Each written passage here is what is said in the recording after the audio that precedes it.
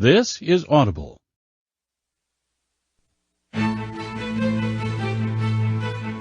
Wiley Audio is pleased to present Trading for a Living. Psychology, Trading Tactics, Money Management. Written by Dr. Alexander Elder, Director, Financial Trading Seminars, Incorporated. Read by Richard Davidson. Introduction. Trading, the last frontier. You can be free. You can live and work anywhere in the world. You can be independent from routine and not answer to anybody. This is the life of a successful trader. Many aspire to this, but few succeed. An amateur looks at a quote screen and sees millions of dollars sparkle in front of his face. He reaches for the money and loses. He reaches again and loses more. Traders lose because the game is hard, or out of ignorance, or lack of discipline. If any of these ail you, I wrote this book for you. In the summer of 1976, I drove from New York to California. I threw a few books on psychiatry. I was a first-year psychiatric resident, several histories, and a paperback copy of Engels' How to Buy Stocks into the trunk of my old Dodge. Little did I know that a dog-eared paperback, borrowed from a lawyer friend, would in due time change the course of my life. That friend, incidentally, had a perfect reverse golden touch. Any investment he touched went underwater, but that's another story. I gulped down the Engel book in campgrounds across America, finishing it on a Pacific beach in La Jolla. I had known nothing about the stock market, and the idea of making money by thinking gripped me. I had grown up in the Soviet Union, in the days when it was, in the words of a former U.S. president, an evil empire. I hated the Soviet system and wanted to get out, but emigration was forbidden. I entered college at 16, graduated medical school at 22, completed my residency, and then took a job as a ship's doctor. Now I could break free. I jumped the Soviet ship in Abidjan, Ivory Coast. I ran to the U.S. Embassy through the clogged, dusty streets of an African port city, chased by my ex-crewmates. The bureaucrats at the embassy fumbled and almost handed me back to the Soviets. I resisted, and they put me in a safe house and then on a plane to New York. I landed at Kennedy Airport in February 1974, arriving from Africa with summer clothes on my back and $25 in my pocket.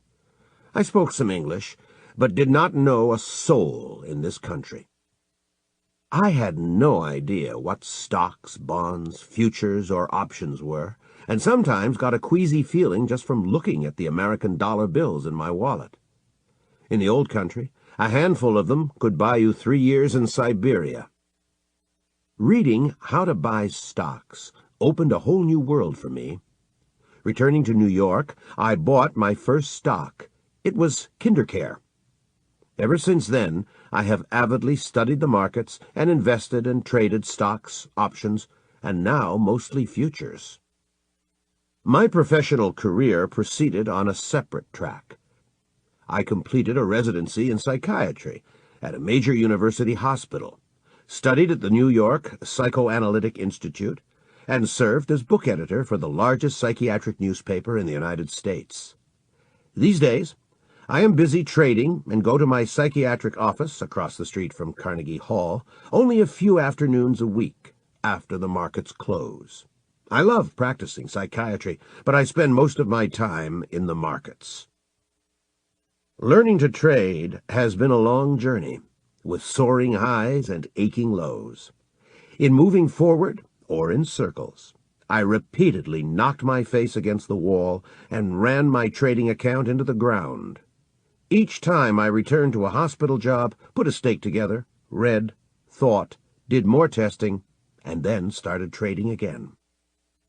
My trading slowly improved, but the breakthrough came when I realized that the key to winning was inside my head and not inside a computer. Psychiatry gave me the insight into trading, that I will share with you. Psychology is the key. You may base your trades on fundamental or technical analysis. You may trade because of hunches about economic or political trends, use inside information, or simply hope. Remember how you felt the last time you placed an order? Were you anxious to jump in or afraid of losing? Did you procrastinate before picking up the phone? When you closed out a trade, did you feel elated or humiliated? The feelings of thousands of traders merge into huge psychological tides that move the markets. The majority of traders spend most of their time looking for good trades. Once they enter a trade, they lose control and either squirm from pain or grin from pleasure. They ride an emotional roller coaster and miss the essential element of winning, the management of their emotions. Their inability to manage themselves leads to poor money management of their accounts. If your mind is not in gear with the markets, or if you ignore changes in mass psychology of crowds, then you have no chance of making money trading. All winning professionals know the enormous importance of psychology in trading. All losing amateurs ignore it. Friends and clients who know that I am a psychiatrist often ask me whether this helps me as a trader. Good psychiatry and good trading have one important principle in common. Both focus on reality, on seeing the world the way it is. To live a healthy life, you have to live with your eyes open. To be a good trader, you need to trade with your eyes open, recognize real trends and turns, and not waste time or energy on regrets and wishful thinking. Why do most traders lose and wash out of the markets? Emotional and thoughtless trading are two reasons, but there is another. Markets are actually set up so that most traders must lose money. The trading industry kills traders with commissions and slippage. Most amateurs cannot believe this, just as medieval peasants could not believe that tiny invisible germs could kill them. If you ignore slippage and deal with a broker who charges high commissions, you are acting like a peasant who drinks from a communal pool during a cholera epidemic. You pay commissions for entering and exiting trades. Slippage is the difference between the price at which you place your order and the price at which it gets filled. When you place a limit order, it is filled at your price or not at all. When you feel eager to enter or exit the market and give a market order, it is often filled at a worse price than prevailed when you placed it. The trading industry keeps draining huge amounts of money from the markets. Exchanges, regulators, brokers, and advisors live off the markets, while generations of traders keep washing out. Markets need a fresh supply of losers, just as builders of the ancient pyramids of Egypt needed a fresh supply of slaves. Losers bring money into the markets, which is necessary for the prosperity of the trading industry. Brokers, exchanges, and advisors run marketing campaigns to attract more losers to the markets. Some mention that futures trading is a zero-sum game. They count on the fact that most people feel smarter than average and expect to win in a zero-sum game. Winners in a zero-sum game make as much as losers lose. If you and I bet $10 on the direction of the next 100-point move in the Dow, one of us will collect $10 and the other will lose $10. The person who is smarter should win this game over a period of time. People buy the trading industry's propaganda about the zero-sum game, take the bait, and open trading accounts. They do not realize that trading is a minus-sum game. Winners receive less than what losers lose because the industry drains money from the market. For example, roulette in a casino is a minus-sum game because the casino sweeps away 3% to 6% of all bets. This makes roulette unwinnable in the long run. You and I can get into a minus-sum game if we make the same $10 bet on the next 100-point move in the Dow, but deal through brokers. When we settle, the loser is out $13, and the winner collects only $7, while two brokers smile all the way to the bank. Commissions and slippage are to traders what death and taxes are to all of us. They take some fun out of life and ultimately bring it to an end. A trader must support his broker and the machinery of exchanges before he collects a dime. Being simply better than average is not good enough. You have to be head and shoulders above the crowd to win a minus-sum game. You can expect to pay a round-trip commission of anywhere from $12 to $100 for every futures contract you trade. Big traders who deal with discount houses pay less. Small traders who deal with full-service brokers pay more. Amateurs ignore commissions while dreaming of fat profits. Brokers argue that commissions are tiny relative to the value of underlying contracts. To understand the role of commissions, you need to compare them to your margin, not to the value of the contract. For example, you may pay $30 to trade a single contract of corn, 5,000 bushels worth approximately $10,000. A broker will say that the $30 commission is less than 1% of contract value. In reality, you have to deposit about $600 to trade a contract of corn. A $30 commission represents 5% of margin. This means you have to make 5% on the capital committed to the trade simply to break even. If you trade corn 4 times a year, you will have to make a 20% annual profit to avoid losing money. Very few people can do this. Many money managers would give their eye teeth for 20% annual returns. A small commission is not a nuisance. It is a major barrier to success. Many amateurs generate 50% and more of their account size in commissions per year, if they last that long. Even discounted commissions raise a tall barrier to successful trading. I have heard brokers chuckle as they gossiped about clients who beat their brains out just to stay even with the game. Shop for the lowest possible commissions. Do not be shy about bargaining for lower rates. I have heard many brokers complain about a shortage of customers, but not many customers complain about the shortage of brokers. Tell your broker it is in his best interest to charge you low commissions because you will survive and remain a client for a long time. Design a trading system that will trade less often. Slippage takes either piranha-sized or shark-sized bites out of your account whenever you enter and exit the markets. Slippage means having your orders filled at a different price than that which existed when you placed an order. It is like paying 30 cents for an apple in a grocery store, even though the posted price is 29 cents. There are 3 kinds of slippage: common, volatility-based, and criminal.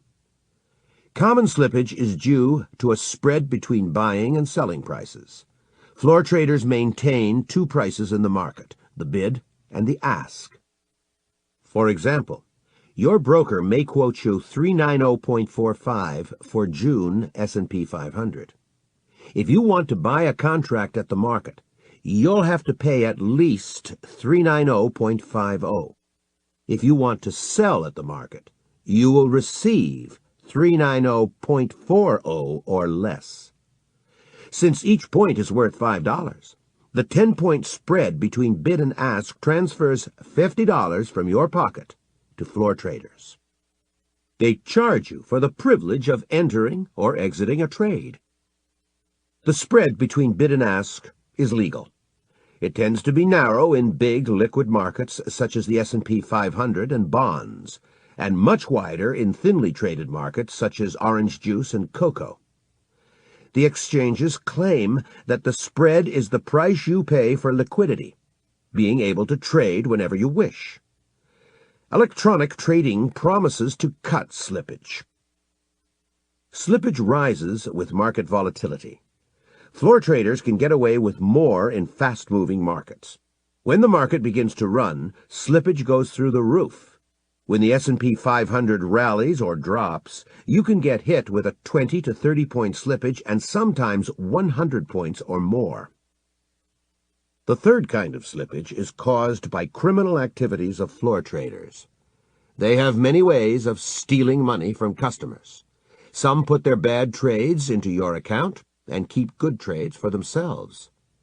This kind of activity and other criminal games were recently described in a book, Brokers, Bagmen, and Moles, by David Greising and Laurie Morse. When 100 men spend day after day standing shoulder to shoulder in a small pit, they develop a camaraderie, an us-against-them mentality. Floor traders have a nickname for outsiders which shows that they consider us less than human. They call us paper, as in, is paper coming in today? That is why you have to take steps to protect yourself. To reduce slippage, trade liquid markets and avoid thin and fast-moving markets. Go long or short when the market is quiet. Use limit orders. Buy or sell at a specified price.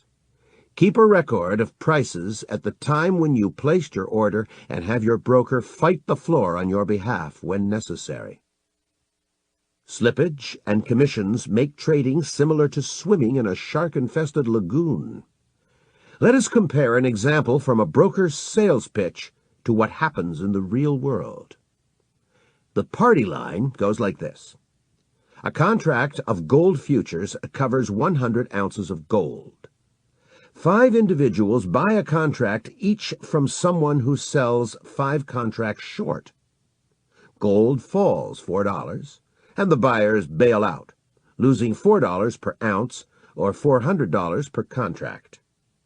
The intelligent trader, who sold 5 contracts short, covers his position and makes $400 per contract for a total of $2,000. In the real world, however, each loser has lost more than $400. He paid at least a $25 round-trip commission and was probably hit with $20 slippage coming and going. As a result, each loser lost $465 per contract, and as a group, they lost $2,325. The winner, who sold 5 contracts short, probably paid a $15 round-trip commission and was hit with $10 slippage coming and going, reducing his gain by $35 per contract or $175 for 5 contracts. He pocketed only $1,825. The winner thought he made $2,000, but he received only $1,825. The losers thought they lost $2,000, but in fact they lost $2,325. In total, fully $500, $2,325 minus $1,825, was siphoned from the table. The lion's share was pocketed by floor traders and brokers who took a much bigger cut than any casino or a racetrack would dare. Other expenses also drain traders' money. The cost of computers and data, fees for advisory services and books, including the one you are reading now, all come out of your trading funds. Look for a broker with the cheapest commissions and watch him like a hawk. Design a trading system that gives signals relatively infrequently and allows you to enter markets during quiet times. Individual psychology. Trading appears deceptively easy. When a beginner wins, he feels brilliant and invincible. Then he takes wild risks and loses everything. People trade for many reasons, some rational and many irrational.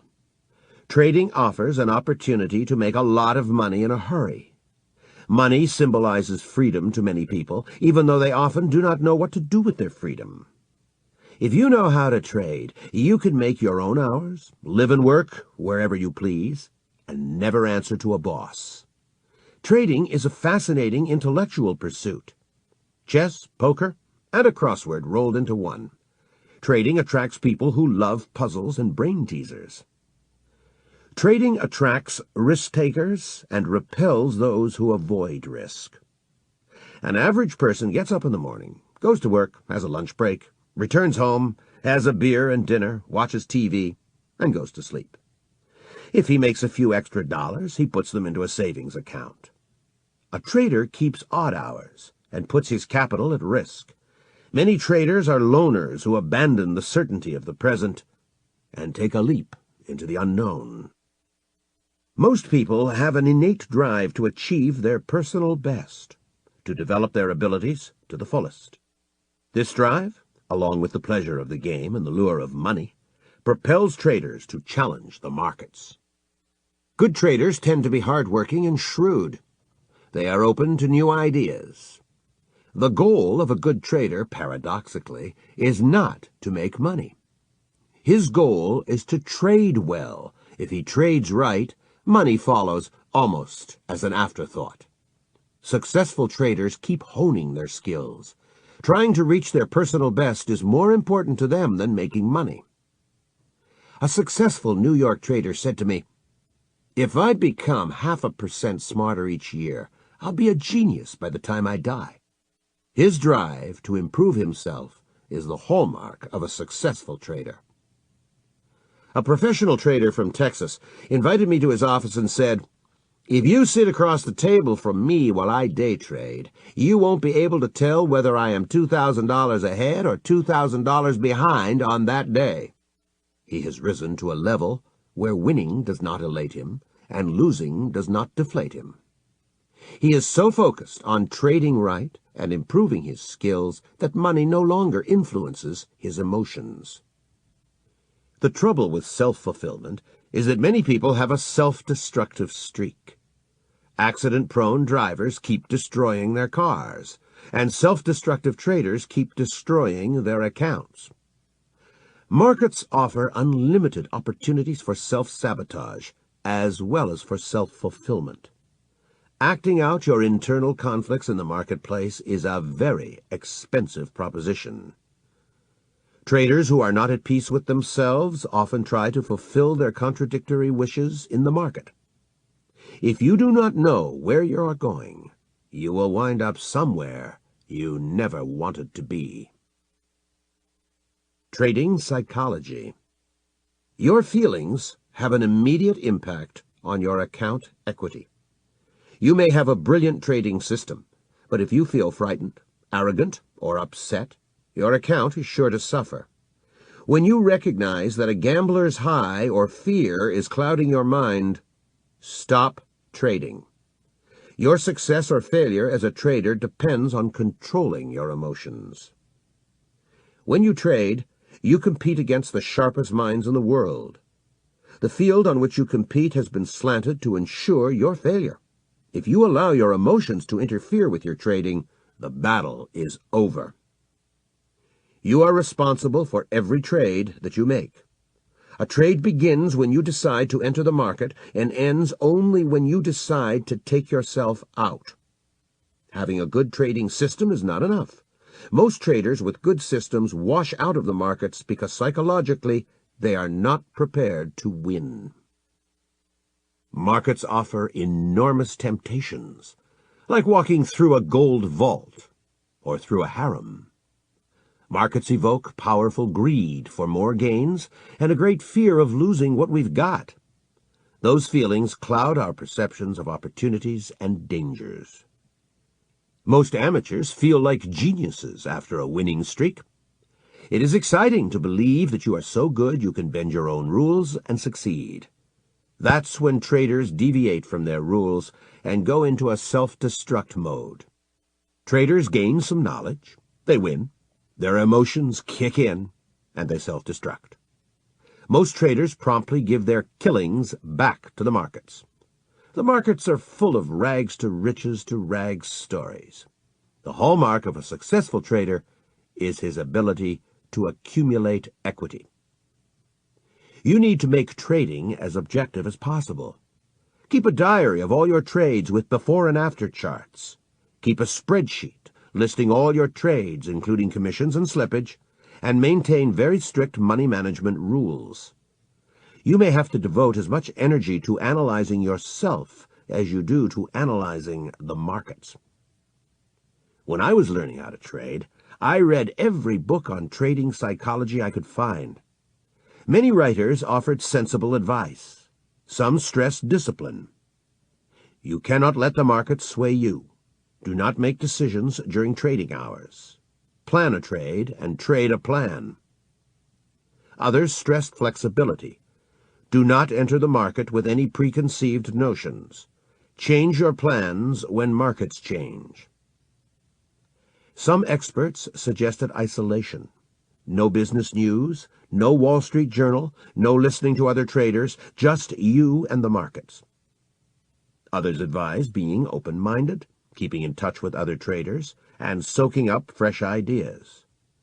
Each piece of advice seemed to make sense, but contradicted other equally sensible advice.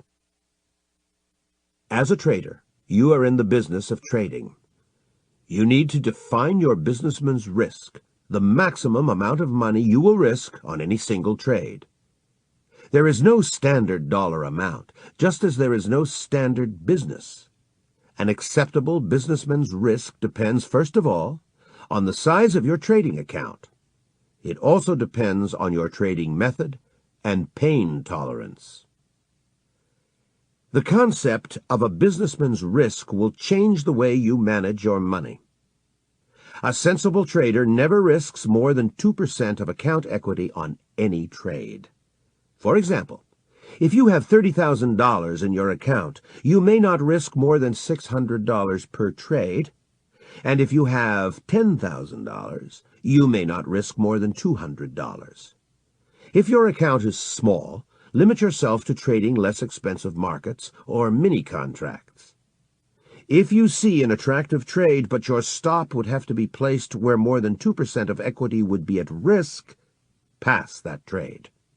Avoid risking more than 2% on a trade the way a recovering alcoholic avoids bars. If you are not sure how much to risk, err on the side of caution.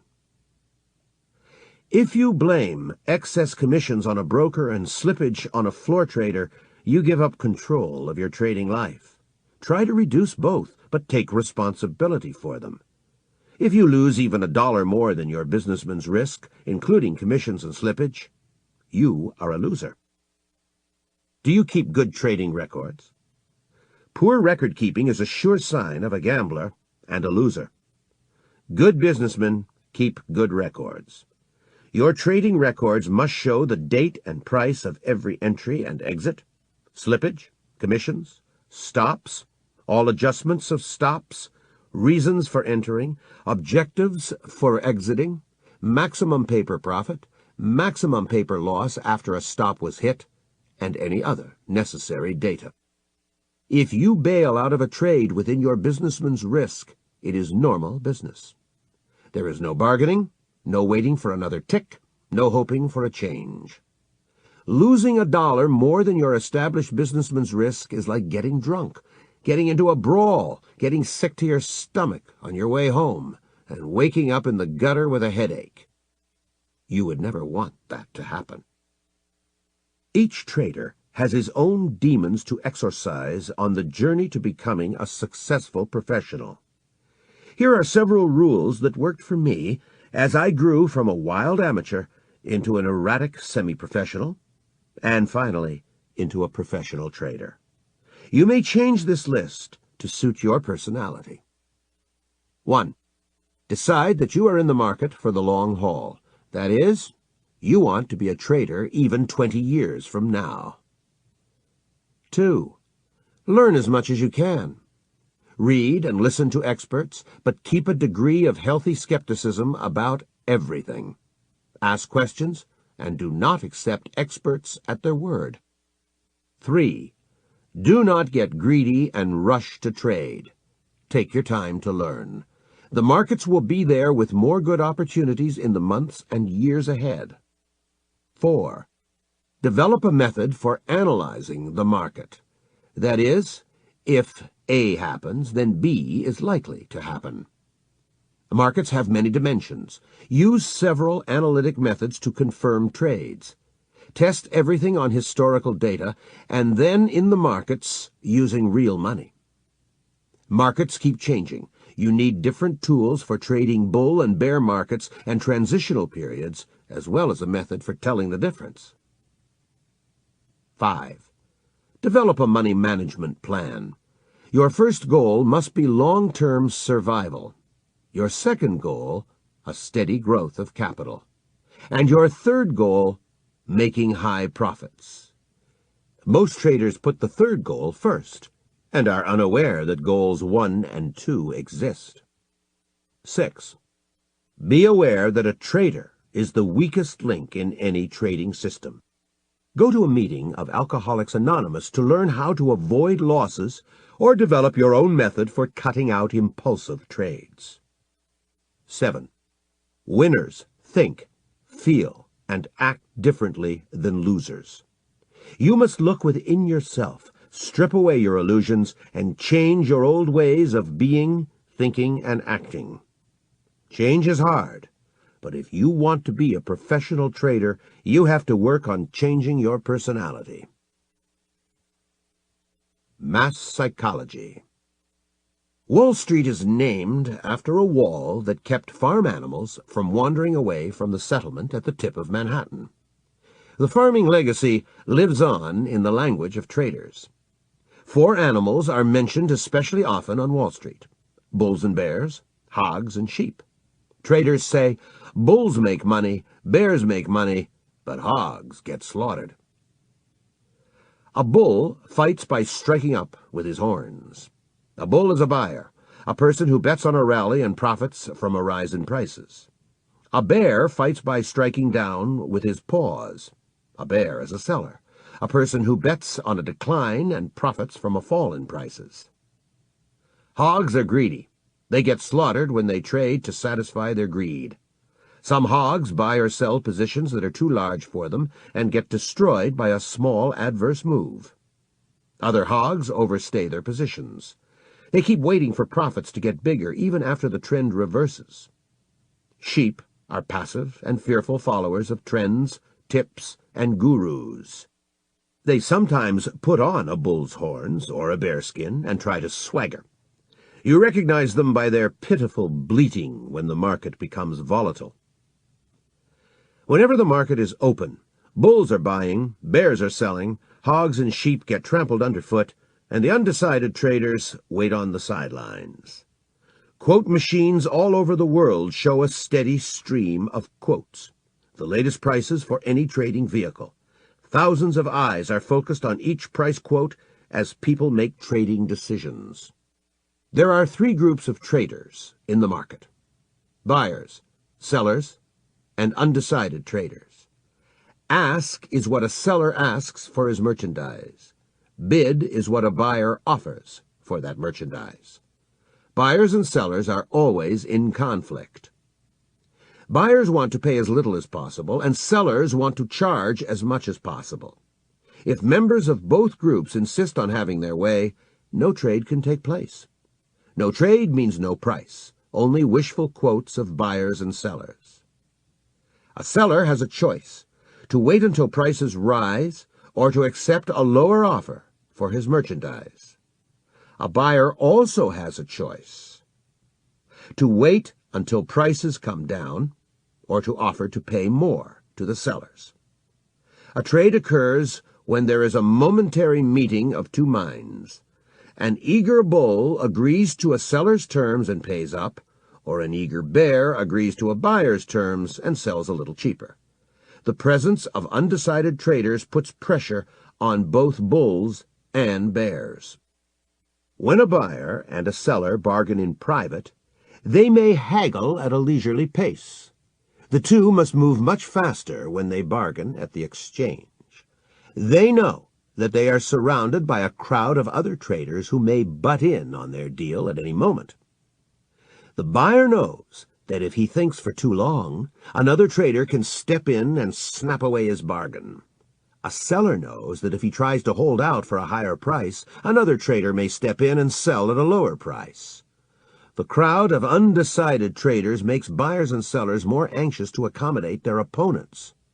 A trade occurs when there is a meeting of two minds. Each tick on your quote screen represents a deal between a buyer and a seller. Buyers are buying because they expect prices to rise. Sellers are selling because they expect prices to fall. Buyers and sellers trade while surrounded by crowds of undecided traders. They may become buyers or sellers as prices change or as time passes. Buying by bulls pushes markets up. Selling by bears pushes markets down, and undecided traders make everything happen faster by creating a sense of urgency in buyers and sellers. Traders come to the markets from all over the world, in person, via computers, or through their brokers. Everybody has a chance to buy and to sell. Each price is a momentary consensus of value of all market participants expressed in action. Price is a psychological event, a momentary balance of opinion between bulls and bears. Prices are created by masses of traders, buyers, sellers, and undecided people. The patterns of prices and volume reflect the mass psychology of the markets. Huge crowds converge on stock, commodity, and option exchanges, either in person or represented by their brokers. Big money and little money, smart money and dumb money, institutional money and private money all meet on the exchange floor. Each price represents a momentary consensus of value between buyers, sellers, and undecided traders at the moment of transaction. There is a crowd of traders behind every pattern in the chart book.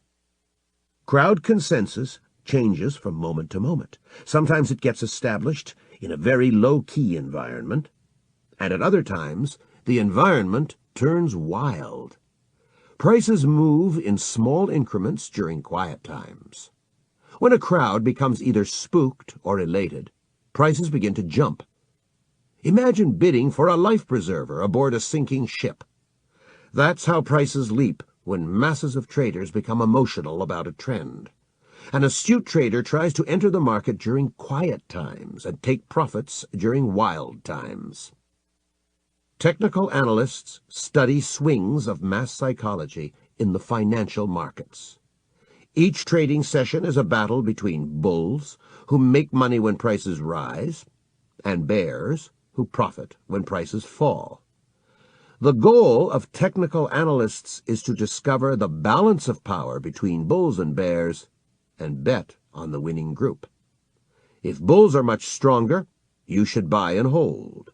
If bears are much stronger, you should sell and sell short. If both camps are about equal in strength, a wise trader stands aside. He lets bullies fight with each other and puts on a trade only when he is reasonably sure who is likely to win. Prices, volume, and open interest reflect crowd behavior. So do the indicators that are based on them. This makes technical analysis similar to poll-taking. Both combine science and art. They are scientific to the extent that we use statistical methods in computers. They are artistic to the extent that we use personal judgment to interpret our findings. What is the reality behind market symbols, prices, numbers, and graphs? When you check prices in your newspaper, watch quotes on your screen, or plot an indicator on your chart, what exactly are you looking at? What is the market that you want to analyze and trade? Amateurs act as if the market is a giant happening, a ball game in which they can join the professionals and make money. Traders from a scientific or engineering background often treat the market as a physical event. They apply to it the principles of signal processing, noise reduction, and similar ideas. By contrast, all professional traders know full well what the market is. It is a huge mass of people. Every trader tries to take money away from other traders by outguessing them on the probable direction of the market. The members of the market crowd live on different continents. They are united by modern telecommunications in the pursuit of profit at each other's expense. The market is a huge crowd of people. Each member of the crowd tries to take money away from other members by outsmarting them. The market is a uniquely harsh environment because everyone is against you and you are against everyone. Not only is the market harsh, you have to pay high prices for entering and exiting it. You have to jump over 2 high barriers, commissions and slippage, before you can collect a dime. The moment you place an order, you owe your broker a commission. You are behind the game before you begin. Then floor traders try to hit you with slippage when your order arrives on the floor. They try to take another bite out of your account when you exit your trade. In trading, you compete against some of the brightest minds in the world while fending off the piranhas of commissions and slippage. Private traders usually come to the market after a successful career in business or in the professions. An average private futures trader in the United States is a 50-year-old, married, college-educated man. Many futures traders own their own businesses, and many have postgraduate degrees. The 2 largest occupational groups among futures traders are farmers and engineers. Most people trade for partly rational, partly irrational reasons. Rational reasons include the desire to earn a large return on capital. Irrational reasons include gambling and a search for excitement. Most traders are not aware of their irrational motives. Learning to trade takes hard work, time, energy, and money. Few individuals rise to the level of professionals who can support themselves by trading.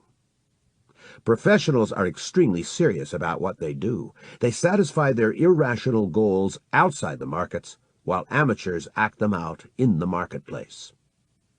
The major economic role of a trader is to support his broker, to help him pay his mortgage and keep his children in private schools. In addition, the role of a speculator is to help companies raise capital in the stock market and to assume a price risk in the commodities markets, allowing producers to focus on production. These lofty economic goals are far from a speculator's mind when he gives an order to his broker.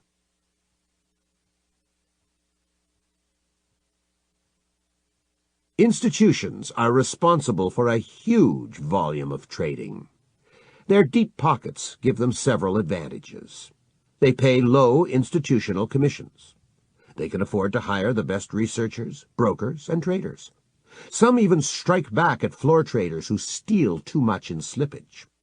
The spate of arrests and trials of Chicago floor traders in 1990 and 1991 began when Archer Daniels Midland, a food processing firm, brought in the FBI.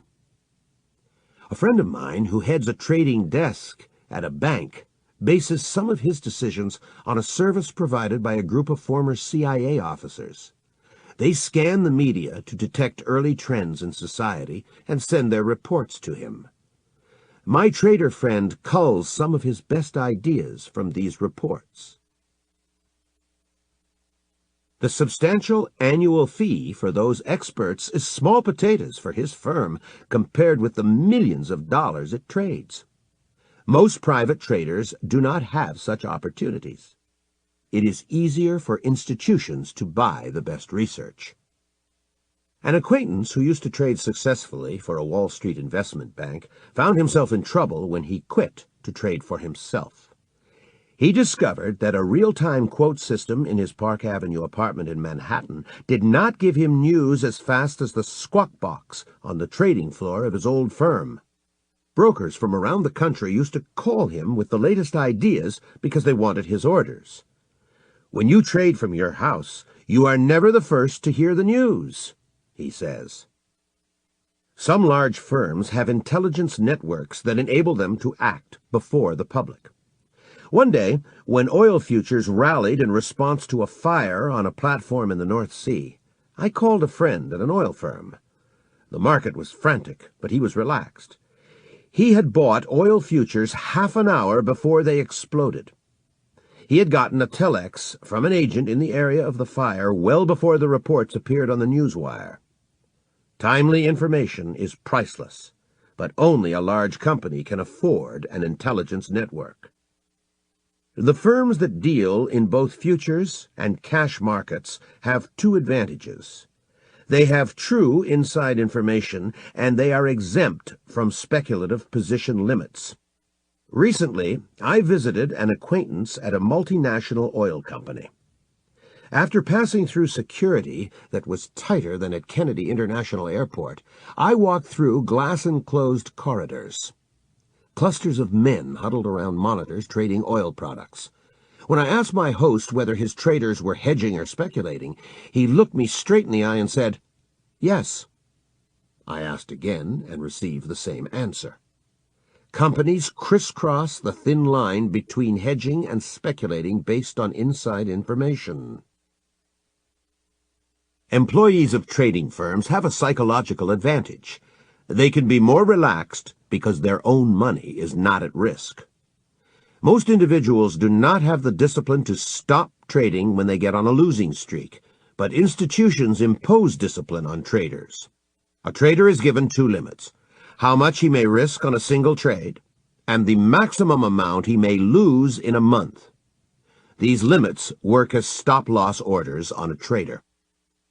With all these advantages, how can an individual trader compete against institutions and win? First, many institutional trading departments are poorly run. Second, the Achilles heel of most institutions is that they often have to trade, while an individual trader is free to trade or stay out of the market. Banks have to be active in the bond market, and food processing companies have to be active in the grain market at almost any price. An individual trader is free to wait for the best trading opportunities. Most private traders fritter away this advantage by overtrading. An individual who wants to succeed against the giants must develop patience and eliminate greed. Remember, your goal is to trade well, not to trade often. Successful institutional traders receive raises and bonuses. Even a high bonus can feel puny to someone who earns many millions of dollars for his firm. Successful institutional traders often talk of quitting and going to trade for themselves. Most traders who leave institutions get caught up in the emotions of fear, greed, elation, and panic when they start risking their own money. They seldom do well trading for their own account. Another sign that psychology is at the root of trading success or failure. The market crowd and you. The market is a loosely organized crowd whose members bet that prices will rise or fall. Since each price represents the consensus of the crowd at the moment of transaction, all traders are in effect betting on the future mood of the crowd. That crowd keeps swinging from indifference to optimism or pessimism, and from hope to fear. Most people do not follow their own trading plans because they let the crowd influence their feelings, thoughts, and actions. Bulls and bears battle in the market, and the value of your investment sinks or soars depending on the actions of total strangers. You cannot control the markets. You can only decide whether and when to enter or exit trades. Most traders feel jittery when we enter a trade. Their judgment becomes clouded by emotions after they join the market crowd. These crowd-induced emotions make traders deviate from their trading plans and lose money. Charles Mackay, a Scottish barrister, wrote his classic book, Extraordinary Popular Delusions and the Madness of Crowds, in 1841. He described several mass manias, including the tulip mania in Holland in 1634 and the South Seas investment bubble in England in 1720. The tulip craze began as a bull market in tulip bulbs. The long bull market convinced the prosperous Dutch that tulips would continue to appreciate. Many of them abandoned their businesses to grow tulips, trade them, or become tulip brokers. Banks accepted tulips as collateral and speculators profited. Finally, That mania collapsed in waves of panic selling, leaving many people destitute and the nation shocked. Mackay sighed. Men go mad in crowds, and they come back to their senses slowly and one by one. In 1897, Gustave Le Bon, a French philosopher and politician, wrote The Crowd, one of the best books on mass psychology. A trader who reads it today can see his reflection in a century-old mirror. Le Bon wrote that when people gather in a crowd, whoever be the individuals that compose it, however like or unlike be their mode of life, their occupations, their character, or their intelligence, the fact that they have been transformed into a crowd puts them in possession of a sort of collective mind which makes them feel, think, and act in a manner quite different from that in which each individual of them would feel, think, and act were he in a state of isolation. People change when they join crowds. They become more credulous and impulsive, anxiously search for a leader, and react to emotions instead of using their intellect. An individual who becomes involved in a group becomes less capable of thinking for himself. You need to base your trades on a carefully prepared trading plan and not jump in response to price changes. It pays to write down your plan.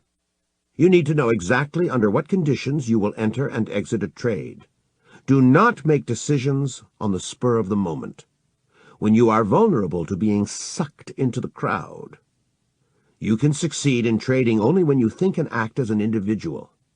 The weakest part of any trading system is the trader himself. Traders fail when they trade without a plan or deviate from their plans. Plans are created by reasoning individuals. Impulsive trades are made by sweaty group members. You have to observe yourself and notice changes in your mental state as you trade. Write down your reasons for entering a trade and the rules for getting out of it, including money management rules. You must not change your plan while you have an open position. Sirens were sea creatures of Greek myths who sang so beautifully that sailors jumped overboard and drowned. When Odysseus wanted to hear the sirens' songs, he ordered his men to tie him to the mast and to put wax in their own ears. Odysseus heard the sirens' songs, but survived because he could not jump. You ensure your survival as a trader when on a clear day you tie yourself to the mast of a trading plan and money management rules. Psychology of trends. Each price is the momentary consensus of value of all market participants. It shows their latest vote on the value of a trading vehicle. Any trader can put in his 2 cents worth by giving an order to buy or to sell or by refusing to trade at the current level. Each bar on a chart reflects the battle between bulls and bears. When bulls feel strongly bullish, they buy more eagerly and push markets up. When bears feel strongly bearish, they sell more actively and push markets down. Each price reflects action or lack of action by all traders in the market. Charts are a window into mass psychology. When you analyze charts, you analyze the behavior of traders. Technical indicators help make this analysis more objective. Technical analysis is applied social psychology. It aims to recognize trends and changes in crowd behavior in order to make intelligent trading decisions. Ask most traders why prices went up, and you are likely to get a stock answer. More buyers than sellers. This is not true. The number of trading instruments, such as stocks or futures, bought and sold in any market is always equal. If you want to buy a contract of Swiss francs, someone has to sell it to you. If you want to sell short a contract of the S&P 500, someone has to buy it from you. The number of stocks bought and sold is equal in the stock market. Furthermore, the number of long and short positions in the futures markets is always equal. Prices move up or down because of changes in the intensity of greed and fear among buyers or sellers. When the trend is up, bulls feel optimistic and do not mind paying a little extra. They buy high because they expect prices to rise even higher. Bears feel tense in an uptrend, and they agree to sell only at a higher price. When greedy and optimistic bulls meet fearful and defensive bears, the market rallies. The stronger their feelings, the sharper the rally. The rally ends only when many bulls lose their enthusiasm. When prices slide, bears feel optimistic and do not quibble about selling short at lower prices. Bulls are fearful and agree to buy only at a discount. As long as bears feel like winners, they continue to sell at lower prices and the downtrend continues.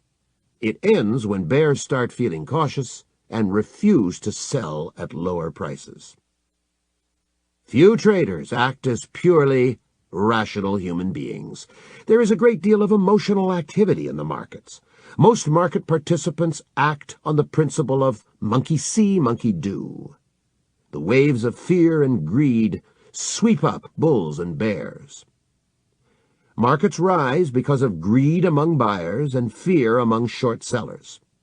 Bulls normally like to buy on the cheap. When they turn very bullish, they become more concerned with not missing the rally than with getting a cheap price. A rally continues as long as bulls are greedy enough to meet sellers' demands. The sharpness of a rally depends on how traders feel. If buyers feel just a little stronger than sellers, the market rises slowly. When they feel much stronger than sellers, the market rises fast. It is the job of a technical analyst to find when buyers are strong and when they start running out of steam. Short sellers feel trapped by rising markets as their profits melt and turn into losses. When short sellers rush to cover, a rally becomes nearly vertical. Fear is a stronger emotion than greed, and rallies driven by short covering are especially sharp. Markets fall because of greed among bears and fear among bulls. Normally, bears prefer to sell short on rallies, but if they expect to make a lot of money on a decline, they don't mind shorting on the way down. Fearful buyers agree to buy only below the market. As long as short sellers are willing to meet those demands and sell at a bid, the decline continues. As bulls' profits melt and turn into losses, they panic and sell at almost any price. They are so eager to get out that they hit the bids under the market. Markets can fall very fast when hit by panic selling. Buying by happy bulls and covering by fearful bears pushes uptrends higher. Buyers feel rewarded while sellers feel punished. Both feel emotionally involved, but few traders realize that they are creating the uptrend, creating their own leader. Eventually, a price shock occurs. A major sale hits the market, and there are not enough buyers to absorb it. The uptrend takes a dive. Bulls feel mistreated, like children whose father hit them with a strap during a meal. But bears feel encouraged. A price shock plants the seeds of an uptrend's reversal. Even if the market recovers and reaches a new high, bulls feel more skittish and bears become bolder. This lack of cohesion in the dominant group and optimism among its opponents makes the uptrend ready to reverse. Several technical indicators identify tops by tracing a pattern called bearish divergence. It occurs when prices reach a new high, but the indicator reaches a lower high than it did on a previous rally. Bearish divergences mark the best shorting opportunities. When the trend is down, bears feel like good children, praised and rewarded for being smart.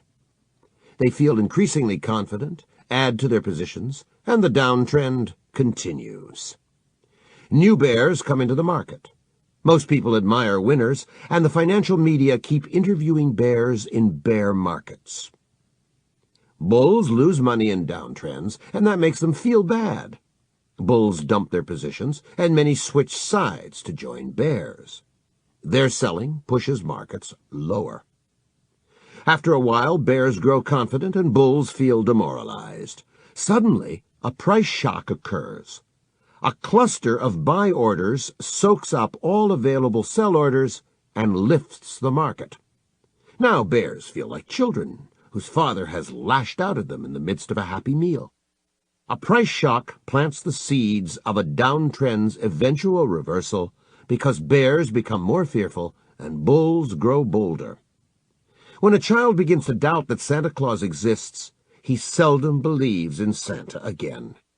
Even if bears recover and prices fall to a new low, several technical indicators identify their weakness by tracing a pattern called a bullish divergence.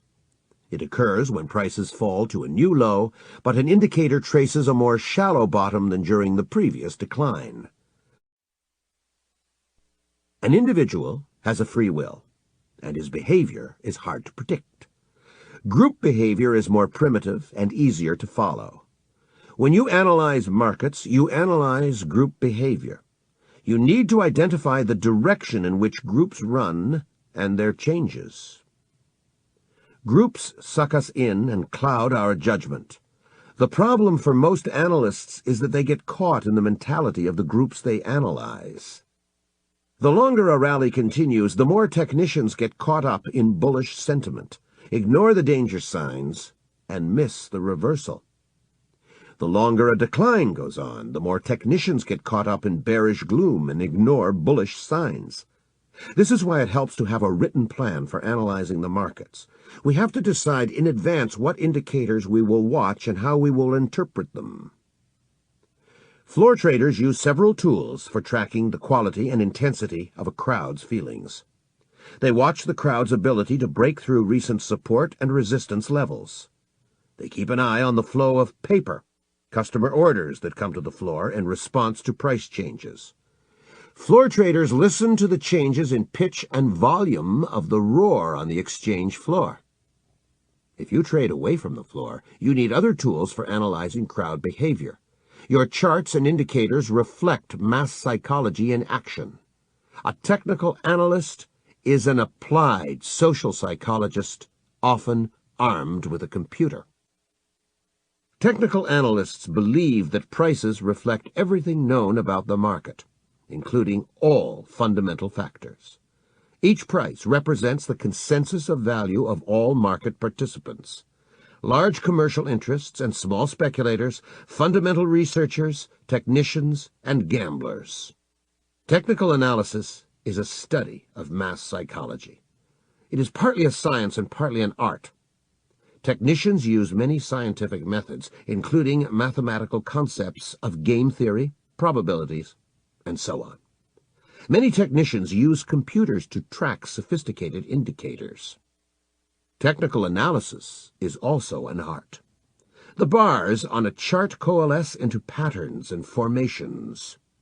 When prices and indicators move, they produce a sense of flow and rhythm, a feeling of tension and beauty that helps you sense what is happening and how to trade.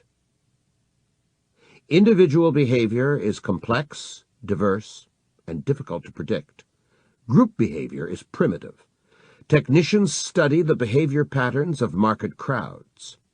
They trade when they recognize a pattern that preceded past market moves. A tremendous volume of information pours out of the markets during trading hours. Changes in prices tell us about the battles of bulls and bears. Your job is to analyze this information and bet on the dominant market group. Dramatic forecasts are a marketing gimmick. People who sell advisory services or raise money know that good calls attract paying customers, while bad calls are quickly forgotten. My phone rang while I was writing this chapter. One of the famous gurus, currently down on his luck, told me that he identified a once-in-a-lifetime buying opportunity in a certain agricultural market. He asked me to raise money for him and promised to multiply it 100-fold in 6 months. I do not know how many fools he hooked, but dramatic forecasts have always been good for fleecing the public. Use your common sense when you analyze markets. When some new development puzzles you, compare it to life outside the markets. For example, indicators may give you buy signals in two markets. Should you buy the market that declined a lot before the buy signal, or the one that declined a little? Compare this to what happens to a man after a fall. If he falls down a flight of stairs, he may dust himself off and run up again. But if he falls out of a third-story window, he's not going to run any time soon. He needs time to recover. Prices seldom rally very hard immediately after a bad decline. Successful trading stands on three pillars. You need to analyze the balance of power between bulls and bears. You need to practice good money management. You need personal discipline to follow your trading plan and avoid getting high in the markets. Classical chart analysis. Chartists study market action, trying to identify recurrent price patterns. Their goal is to profit from trading when patterns recur. Most chartists work with bar graphs showing high, low, and closing prices and volume. Some also watch opening prices and open interest. Point-and-figure chartists track only price changes and ignore time, volume, and open interest. Classical charting requires only a pencil and paper. It appeals to visually oriented people. Those who plot data by hand often develop a physical feel for prices. Computers speed charting at a cost of losing some of that feel. The biggest problem in charting is wishful thinking. Traders often convince themselves that a pattern is bullish or bearish depending on whether they want to buy or to sell. Chart patterns reflect the tides of greed and fear among traders. This book focuses on daily charts, but you can apply many of its principles to other data. The rules for reading weekly, daily, hourly, or intraday charts are very similar. Each price is a momentary consensus of value of all market participants expressed in action. Each price bar provides several pieces of information about the balance of power between bulls and bears. The opening price of a daily or a weekly bar usually reflects the amateur's opinion of value. They read morning papers, find out what happened the day before, and call their brokers with orders before going to work. Amateurs are especially active early in the day and early in the week. Traders who researched the relationship between opening and closing prices for several decades found that opening prices most often occur near the high or the low of the daily bars. Buying or selling by amateurs early in the day creates an emotional extreme from which prices recoil later in the day. In bull markets, prices often make their low for the week on Monday or Tuesday on profit-taking by amateurs, then rally to a new high on Thursday or Friday. In bear markets, the high for the week is often set on Monday or Tuesday, with a new low toward the end of the week on Thursday or Friday. The closing prices of daily and weekly bars tend to reflect the actions of professional traders. They watch the markets throughout the day, respond to changes, and become especially active near the close. Many of them take profits at that time to avoid carrying trades overnight. Professionals, as a group, usually trade against the amateurs. They tend to buy lower openings, sell short higher openings, and unwind their positions as the day goes on. Traders need to pay attention to the relationship between opening and closing prices. If prices closed higher than they opened, then market professionals were probably more bullish than amateurs. If prices closed lower than they opened, then market professionals were probably more bearish than amateurs. It pays to trade with the professionals and against the amateurs. Efficient markets, random walk, and nature's law. Efficient market theory is an academic notion that nobody can outperform the market because any price at any given moment incorporates all available information. Warren Buffett, one of the most successful investors of our century, commented, "I think it's fascinating how the ruling orthodoxy can cause a lot of people to think the earth is flat. Investing in a market where people believe in efficiency is like playing bridge with someone who's been told it doesn't do any good to look at the cards. The logical flaw of efficient market theory is that it equates knowledge with action. People may have knowledge, but the emotional pull of the crowd often leads them to trade irrationally. A good analyst can detect repetitive patterns of crowd behavior on his charts and exploit them. Random walk theorists claim that market prices change at random. Of course, there is a fair amount of randomness or noise in the markets, just as there is randomness in any other crowd milling around. An intelligent observer can identify repetitive behavior patterns of a crowd and make sensible bets on their continuation or reversal. People have memories. They remember past prices, and their memories influence their buying and selling decisions. Memories help create support under the market and resistance above it. Random walkers deny that memories of the past influence our behavior in the present. As Milton Friedman has pointed out, prices carry information about the availability of supply and the intensity of demand. Market participants use that information to make their buying and selling decisions. For example, consumers buy more merchandise when it is on sale and less when prices are high. Financial traders are just as capable of logical behavior as homemakers in a supermarket. When prices are low, bargain hunters step in. A shortage can lead to a buying panic, but high prices choke off demand. Nature's law is the rallying cry of a clutch of mystics who oppose random walkers in the financial markets. Mystics claim that there is a perfect order in the markets, which they say move like clockwork in response to immutable natural laws. R.N. Elliott even titled his last book, Nature's Law.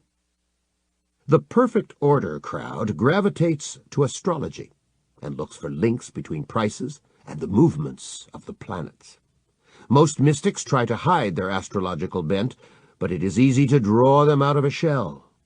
Next time someone talks to you about natural order in the markets, ask him about astrology. He will probably jump at the chance to come out of the closet and talk about the stars. Those who believe in perfect order in the markets accept that tops and bottoms can be predicted far into the future. Amateurs love forecasts, and mysticism provides a great marketing gimmick. It helps sell courses, trading systems, and newsletters. Mystics, random walk academics, and efficient market theorists have one trait in common. They are equally divorced from the reality of the markets. Extremists argue with one another, but they think alike. Support and resistance. A ball hits the floor and bounces. It drops after it hits the ceiling. Support and resistance are like a floor and a ceiling, with prices sandwiched between them. Understanding support and resistance is essential for understanding price trends and chart patterns. Rating their strength helps you decide whether the trend is likely to continue or to reverse. Support is a price level where buying is strong enough to interrupt or reverse a downtrend. When a downtrend hits support, it bounces like a diver who hits the bottom and pushes away from it. Support is represented on a chart by a horizontal or near-horizontal line connecting several bottoms. Resistance is a price level where selling is strong enough to interrupt or reverse an uptrend. When an uptrend hits resistance, it stops or tumbles down like a man who hits his head on a branch while climbing a tree. Resistance is represented on a chart by a horizontal or near-horizontal line connecting several tops. Minor support or resistance causes trends to pause, while major support or resistance causes them to reverse. Traders buy at support and sell at resistance, making their effectiveness a self-fulfilling prophecy. Support and resistance exist because people have memories. Our memories prompt us to buy and sell at certain levels. Buying and selling by crowds of traders creates support and resistance. If traders remember that prices have recently stopped falling and turned up from a certain level, they are likely to buy when prices approach that level again. If traders remember that an uptrend has recently reversed after rising to a certain peak, they tend to sell and go short when prices approach that level again. For example, all major rallies in the stock market from 1966 until 1982 ended whenever the Dow Jones Industrial Average rallied to 950 or 1050. The resistance was so strong that traders named it a graveyard in the sky. Once the bulls rammed the market through that level, it became a major support area. Support and resistance exist because masses of traders feel pain and regret. Traders who hold losing positions feel intense pain. Losers are determined to get out as soon as the market gives them another chance. Traders who missed an opportunity feel regret and also wait for the market to give them a second chance. Feelings of pain and regret are mild in trading ranges where swings are small and losers do not get hurt too badly. Breakouts from trading ranges create intense pain and regret. When the market stays flat for a while, traders get used to buying at the lower edge of the range and shorting at the upper edge. In uptrends, bears who sold short feel pain and bulls feel regret that they did not buy more. Both feel determined to buy if the market gives them a second chance. The pain of bears and regret of bulls make them ready to buy, creating support during reactions in an uptrend. Resistance is an area where bulls feel pain, bears feel regret, and both are ready to sell. When prices break down from a trading range, bulls who bought feel pain, feel trapped, and wait for a rally to let them get out even. Bears regret that they have not shorted more and wait for a rally to give them a second chance to sell short. Bulls' pain and bears' regret create resistance, a ceiling above the market in downtrends. The strength of support and resistance depends on the strength of feelings among masses of traders. A congestion area that has been hit by several trends is like a cratered battlefield. Its defenders have plenty of cover, and an attacking force is likely to slow down. The longer prices stay in a congestion zone, the stronger the emotional commitment of bulls and bears to that area. When prices approach that zone from above, it serves as support. When prices rally into it from below, it acts as resistance. A congestion area can reverse its role and serve as either support or resistance. The strength of every support or resistance zone depends on three factors: its length, its height, and the volume of trading that has taken place in it. You can visualize these factors as the length, the width, and the depth of a congestion zone. The longer a support or resistance area, its length of time or the number of hits it took, the stronger it is. Support and resistance, like good wine, become better with age. A 2-week trading range provides only minimal support or resistance. A 2-month range gives people time to become used to it and creates intermediate support or resistance, while a 2-year range becomes accepted as a standard of value and offers major support or resistance. As support and resistance levels grow old, they gradually become weaker. Losers keep washing out of the markets, replaced by newcomers who do not have the same emotional commitment to old price levels. People who lost money only recently remember full well what happened to them. They are probably still in the market, feeling pain and regret, trying to get even.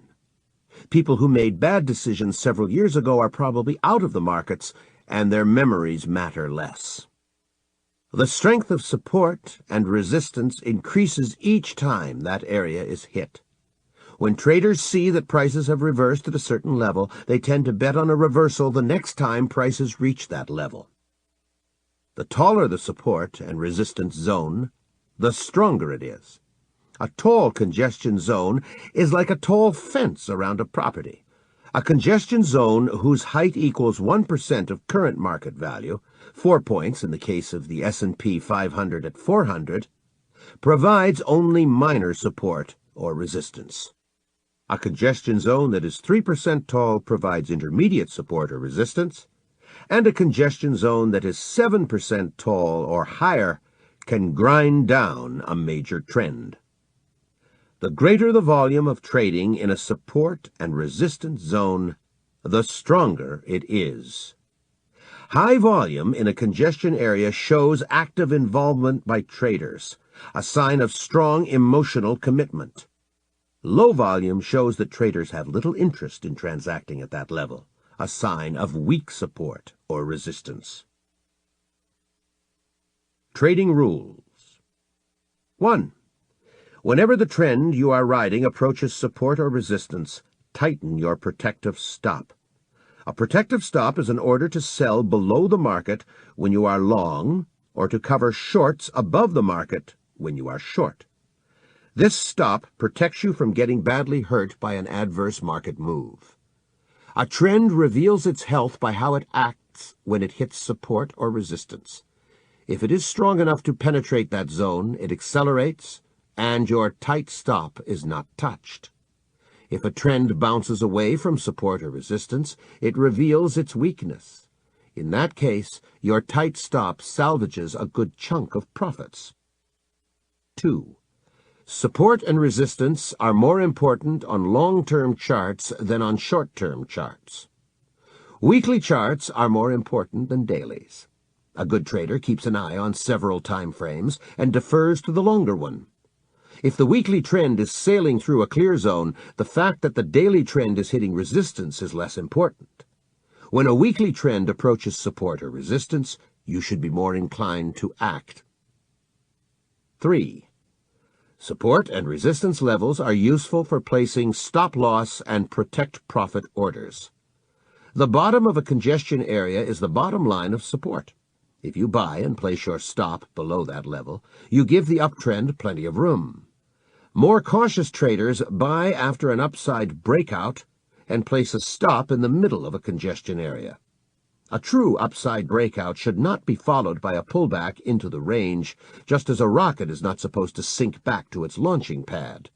Reverse this procedure in downtrends. Many traders avoid placing stops at round numbers. This superstition began with the off-the-cuff advice by Edwards and McGee to avoid placing stops at round numbers because everybody was placing them there. Now, if traders buy copper at 92, they place a stop at 89.75 rather than 90. When they sell a stock short at 76, they place a protective stop at 80.25 rather than 80. These days, there are fewer stops at round numbers than at fractional numbers. It is better to place your stops at logical levels, round or not. Markets spend more time in trading ranges than they do in trends. Most breakouts from trading ranges are false breakouts.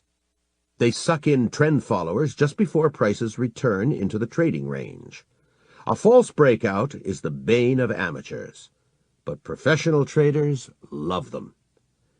Professionals expect prices to fluctuate without going very far most of the time. They wait until an upside breakout stops reaching new highs or a downside breakout stops making new lows. Then they pounce. They fade the breakout, trade against it, and place a protective stop at the latest extreme point. It is a very tight stop, and their risk is low, while there is a big profit potential from a pullback into the congestion zone. The risk-reward ratio is so good that professionals can afford to be wrong half the time and still come out ahead of the game. The best time to buy an upside breakout on a daily chart is when your analysis of the weekly chart suggests that a new uptrend is developing. True breakouts are confirmed by heavy volume, while false breakouts tend to have light volume. True breakouts are confirmed when technical indicators reach new extreme highs or lows in the direction of the trend, while false breakouts are often marked by divergences between prices and indicators.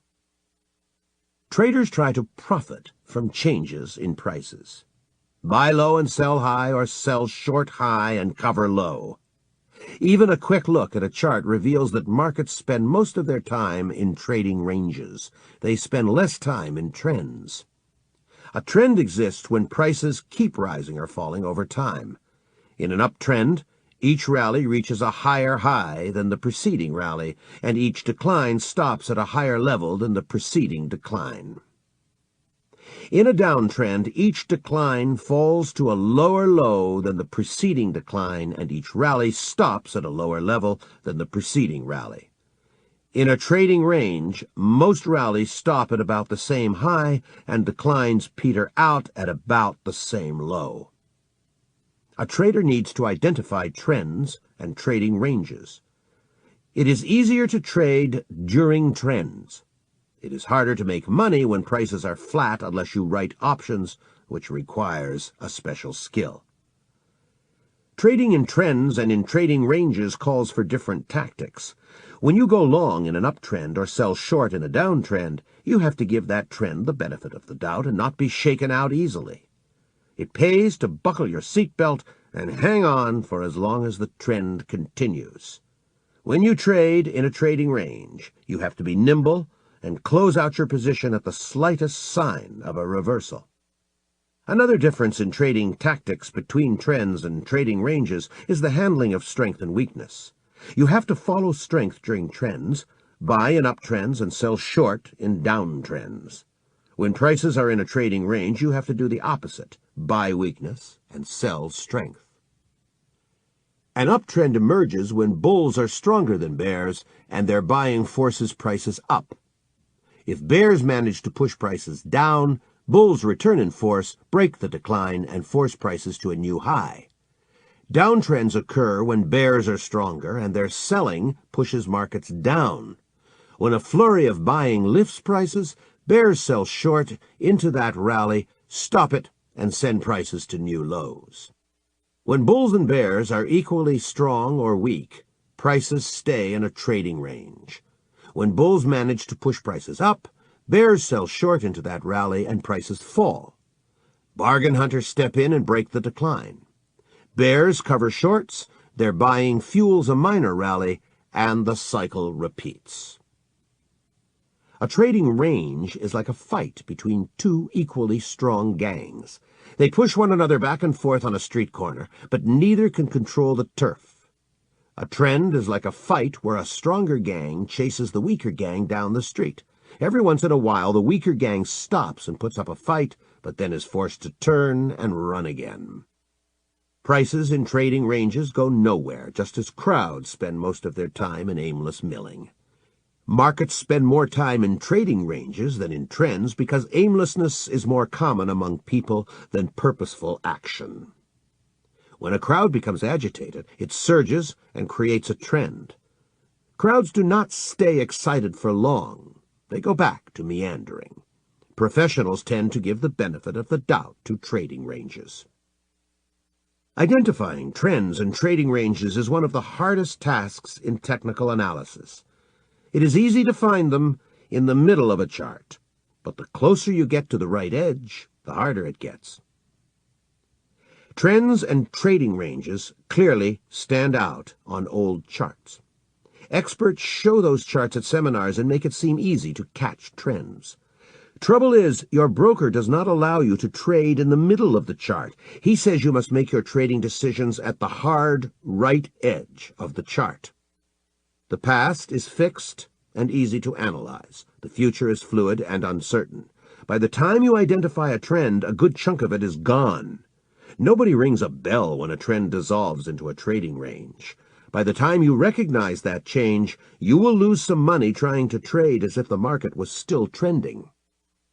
Many chart patterns and indicator signals contradict one another at the right edge of the chart. You have to base your decisions on probabilities in an atmosphere of uncertainty. Most people cannot accept uncertainty. They have a strong emotional need to be right. They hang on to losing positions, waiting for the market to turn and make them whole. Trying to be right in the market is very expensive. Professional traders get out of losing trades fast. When the market deviates from your analysis, you have to cut losses without fuss or emotions. When you identify an uptrend and decide to buy, you have to decide whether to buy immediately or wait for a dip.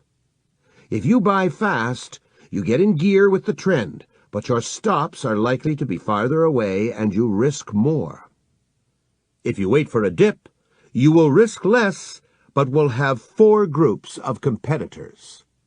Longs who want to add to their positions, shorts who want to get out even, traders who never bought, and traders who sold too early but are eager to buy. The waiting area for a pullback is very crowded. Markets are not known for their charity, and a deep pullback may well signal the beginning of a reversal. This reasoning also applies to downtrends. Waiting for pullbacks while a trend is gathering steam is an amateur's game. If the market is in a trading range and you are waiting for a breakout, you have to decide whether to buy in anticipation of a breakout, during a breakout, or on a pullback after a valid breakout. If you trade multiple positions, you can buy a third in anticipation, a third on a breakout, and a third on a pullback. Whatever method you use, there is one money management rule that will keep you out of the riskiest trades. The distance from the entry point to the level of a protective stop should never be more than 2% of your account equity. No matter how attractive a trade is, pass it up if it requires a wider stop. Money management tactics are different in trends and trading ranges. It pays to put on a smaller position in a trend, but use a wider stop. Then you will be less likely to get shaken out by reactions while you keep risk under control. You may put on a bigger position in a trading range, but use a tighter stop. Finding good entry points is extremely important in trading ranges. You have to be very precise because the profit potential is so limited. A trend is more forgiving of a sloppy entry as long as you trade in the direction of the trend. Old traders chuckle. Do not confuse brains with a bull market. When you cannot tell whether the market is in a trend or in a trading range, remember that professionals give the benefit of the doubt to trading ranges. If you are not sure, stand aside. Professionals love trading ranges because they can slide in and out of positions with little risk of being impaled on a trend. Since they pay low or no commissions and suffer little slippage, it is profitable for them to trade in gently fluctuating markets. Those of us who trade away from the floor are better off trying to catch trends. You can trade less frequently during trends, and your account suffers less from commissions and slippage. Most traders ignore the fact that markets usually are both in a trend and in a trading range at the same time. They pick one time frame, such as daily or hourly, and look for trades on daily charts. With their attention fixed on daily or hourly charts, trends from other time frames, such as weekly or 10-minute trends, keep sneaking up on them and wreaking havoc with their plans. Markets exist in several time frames simultaneously. They exist on a 10-minute chart, an hourly chart, a daily chart, a weekly chart, and any other chart. The market may look like a buy on a daily chart, but a sell on a weekly chart, and vice versa. The signals in different time frames of the same market often contradict one another. Which of them will you follow? When you are in doubt about a trend, step back and examine the charts at a time frame that is larger than the one you are trying to trade. This search for a greater perspective is one of the key principles of the triple-screen trading system. A losing trader often thinks he would be better off if he had a real-time quote machine on his desk. One of the universal fantasies of losers is that they would be winners if they could get their data faster and focused on a shorter time frame. But they lose money even faster with a quote system. When that happens, some losers say they would be better off trading right on the exchange floor without any delay for data transmission. But more than half of floor traders wash out in their first year. Being in the middle of the action does not do losers any good. The conflicting signals in different time frames of the same market are one of the great puzzles in market analysis. What looks like a trend on a daily chart may show up as a blip on a flat weekly chart. What looks like a flat trading range on a daily chart shows rich uptrends and downtrends on an hourly chart, and so on. When professionals are in doubt, they look at the big picture, but amateurs focus on the short-term charts. Trend lines. Charts reveal the actions of bulls and bears. Bottoms of declines show where bears stopped and bulls regained control of the market. Peaks of rallies show where bulls ran out of steam and bears gained control. A line connecting two nearby bottoms shows the lowest common denominator of bullish power. A line that connects two nearby tops shows the lowest common denominator of the power of bears. Those lines are called trend lines. Traders use them to identify trends. When prices rally, draw an uptrend line across the bottoms. When prices decline, draw a downtrend line across the tops. Projecting those lines into the future helps anticipate buying and selling points. The most important feature of a trend line is its angle. It identifies the dominant market force. When a trend line points up, it shows that bulls are in control. Then it pays to buy with a protective stop below the trend line. When a trend line points down, it shows that bears are in control. Then it pays to sell short and protect your position with a stop above the trend line. Most chartists draw a trend line through extreme high and low points, but it is better to draw it through the edges of congestion areas. Those edges show where the majority of traders have reversed direction. Technical analysis is poll-taking, and poll-takers want to track opinions of masses, not of a few extremists. Drawing trend lines through the edges of congestion areas is somewhat subjective. You have to watch out for the temptation to slant your ruler. Panic dumping by bulls at the bottoms and panic covering by bears at the tops create extremes, which appear as long tails on the charts. You want to base your trend lines on the edges of congestion areas and not on tails, because tails show little about the crowd other than its tendency to panic. The extreme points are very important, but not for drawing trend lines. Markets usually recoil from those tails, offering opportunities to short-term traders. A bar that looks like a finger sticking out of a tight chart pattern provides a valuable reference point for short-term traders. Markets constantly fluctuate, seeking an area that generates the highest volume of trading. A tail shows that a certain price has been rejected by the market. It usually leads to a swing in the opposite direction. As soon as you recognize a tail, trade against it. Place your protective stop halfway through the tail. If the market starts chewing its tail, it is time to get out. The single most important feature of a trend line is its slope. When a trend line slants up, bulls are in control, and it pays to look for buying opportunities. When a trend line slants down, bears are in control, and it pays to look for shorting opportunities.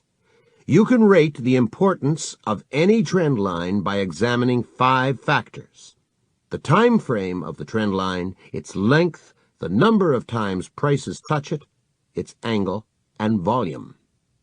The longer the time frame, the more important the trend line. A trend line on a weekly chart identifies a more important trend than a daily trend line. A trend line on a daily chart identifies a more important trend than an hourly trend line, and so on. The longer the trend line, the more valid it is. A short trend line reflects mass behavior over a short period. A longer trend line reflects mass behavior over a longer time. The longer a trend continues, the greater its inertia.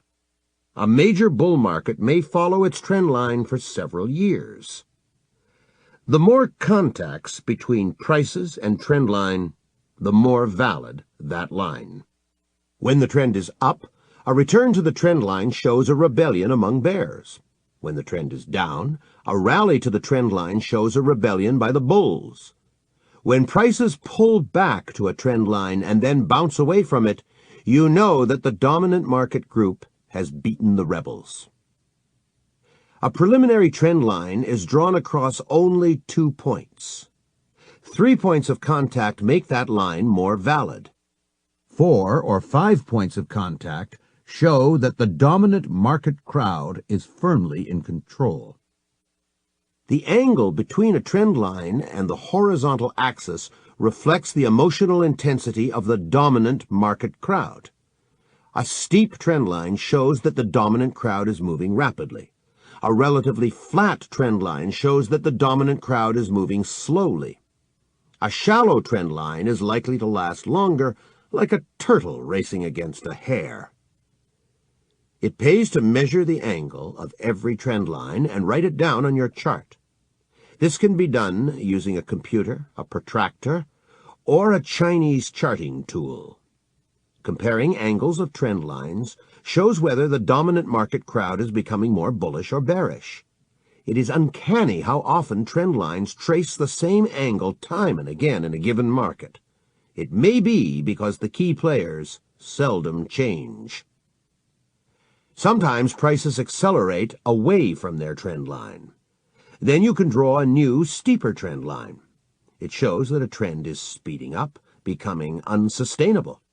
When you draw a new, steeper trend line, tighten your stop, place it immediately below the latest trend line, and adjust that stop at every new bar. The breaking of a steep trend line is usually followed by a sharp reversal. When the trend is up, volume normally expands when prices rally and shrinks when they decline. This shows that rallies attract traders while declines leave them cold. The opposite occurs in downtrends. Volume expands on declines and shrinks on rallies. A pullback on heavy volume threatens a trend line because it shows that the rebellious crowd is growing. If volume expands when prices move in the direction of a trend line, it confirms that trend line. If volume shrinks when prices pull back to a trend line, it also confirms the trend line. If volume expands when prices return to a trend line, it warns of a potential break. If volume shrinks when prices pull away from a trend line, it warns that the trend line is in danger. The breaking of a well-established trend line shows that the dominant market crowd has lost its power. You have to be careful not to anticipate trading signals. Most traders lose money when they jump the gun. A trend line is not a glass floor under the market. One crack and it is gone. It is more like a fence that bulls or bears can lean on. They can even violate it a bit without toppling it, the way animals shake a fence. A trend line break is valid only if prices close on the other side of a trend line. Some traders insist that a trend line has to be penetrated by 2 or 3 percentage points of price. After a very steep uptrend is broken, prices often rally again, retest their old high, and touch their old uptrend line from below. When that happens, you have a near-perfect shorting opportunity. A combination of a double top, a pullback to an old trend line, and perhaps a bearish divergence from technical indicators. The reverse also applies to downtrends. The neglected essentials. Volume. Volume represents the activity of traders and investors. Each unit of volume in the market reflects the action of 2 persons. One trader sells a share and another buys a share, or one buys a contract and another sells a contract. Daily volume is the number of contracts or shares traded in one day. Traders usually plot volume as a histogram, vertical bars whose height reflects each day's volume. They usually draw it underneath prices. Changes in volume show how bulls and bears react to price swings. Changes in volume provide clues as to whether trends are likely to continue or to reverse. Some traders ignore volume. They think that prices already reflect all information known to the market. They say, You get paid on price and not on volume. Professionals, on the other hand, know that analyzing volume can help them understand markets deeper and trade better. There are 3 ways to measure volume. 1. The actual number of shares or contracts traded. For example, the New York Stock Exchange reports volume this way. This is the most objective way of measuring volume. 2. The number of trades that took place. For example, the London Stock Exchange reports volume this way. This method is less objective because it does not distinguish between a 100-share trade and a 5,000-share trade. 3. Tick volume is the number of price changes during a selected time, such as 10 minutes or an hour. It is called tick volume because most changes equal 1 tick. Most futures exchanges in the United States do not report intraday volume, and day traders use tick volume as its proxy. Volume reflects the degree of financial and emotional involvement, as well as pain, of market participants. A trade begins with a financial commitment by 2 persons. The decision to buy or sell may be rational, but the act of buying or selling creates an emotional commitment in most people. Buyers and sellers crave to be right. They scream at the market, pray, or use lucky talismans. Volume reflects the degree of emotional involvement among traders. Each tick takes money away from losers and gives it to winners. When prices rise, longs make money and shorts lose. When prices fall, shorts gain and longs lose. Winners feel happy and elated, while losers feel depressed and angry. Whenever prices move, about half the traders are hurting. When prices rise, bears are in pain, and when prices fall, bulls suffer. The greater the increase in volume, the more pain in the market.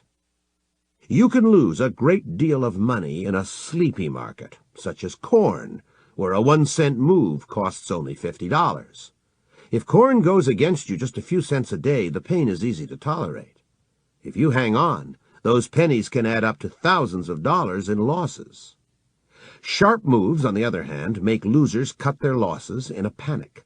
Once weak hands get shaken out, the market is ready to reverse. Trends can last for a long time on moderate volume, but can expire after a burst of volume. Who buys from a trader who sells his losing long position? It may be a short seller taking profits and covering shorts. It may be a bargain hunter who steps in because prices are too low. That bottom picker assumes the position of a loser who washed out, and he either catches the bottom or becomes the new loser. Who sells to a trader who buys to cover his losing short position? It may be a savvy investor who takes profits on his long position.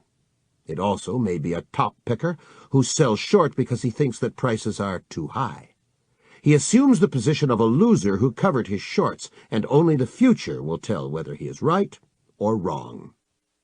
When shorts give up during a rally, they buy to cover and push the market higher. Prices rise, flush out even more shorts, and the rally feeds on itself. When longs give up during a decline, they sell and push the market lower. Falling prices flush out even more longs, and the decline feeds on itself. Losers who give up propel trends. A trend that moves on steady volume is likely to continue. Steady volume shows that new losers replace those who wash out. Trends need a fresh supply of losers, the way builders of the ancient pyramids needed a fresh supply of slaves. Falling volume shows that the supply of losers is running low, and a trend is ready to reverse. It happens after enough losers catch on to how wrong they are. Old losers keep bailing out, but fewer new losers come in. Falling volume gives a sign that the trend is about to reverse. A burst of extremely high volume also gives a signal that a trend is nearing its end. It shows that masses of losers are bailing out. You can probably recall holding a losing trade longer than you should have. Once the pain becomes intolerable and you get out, the trend reverses and the market goes the way you expected, but without you.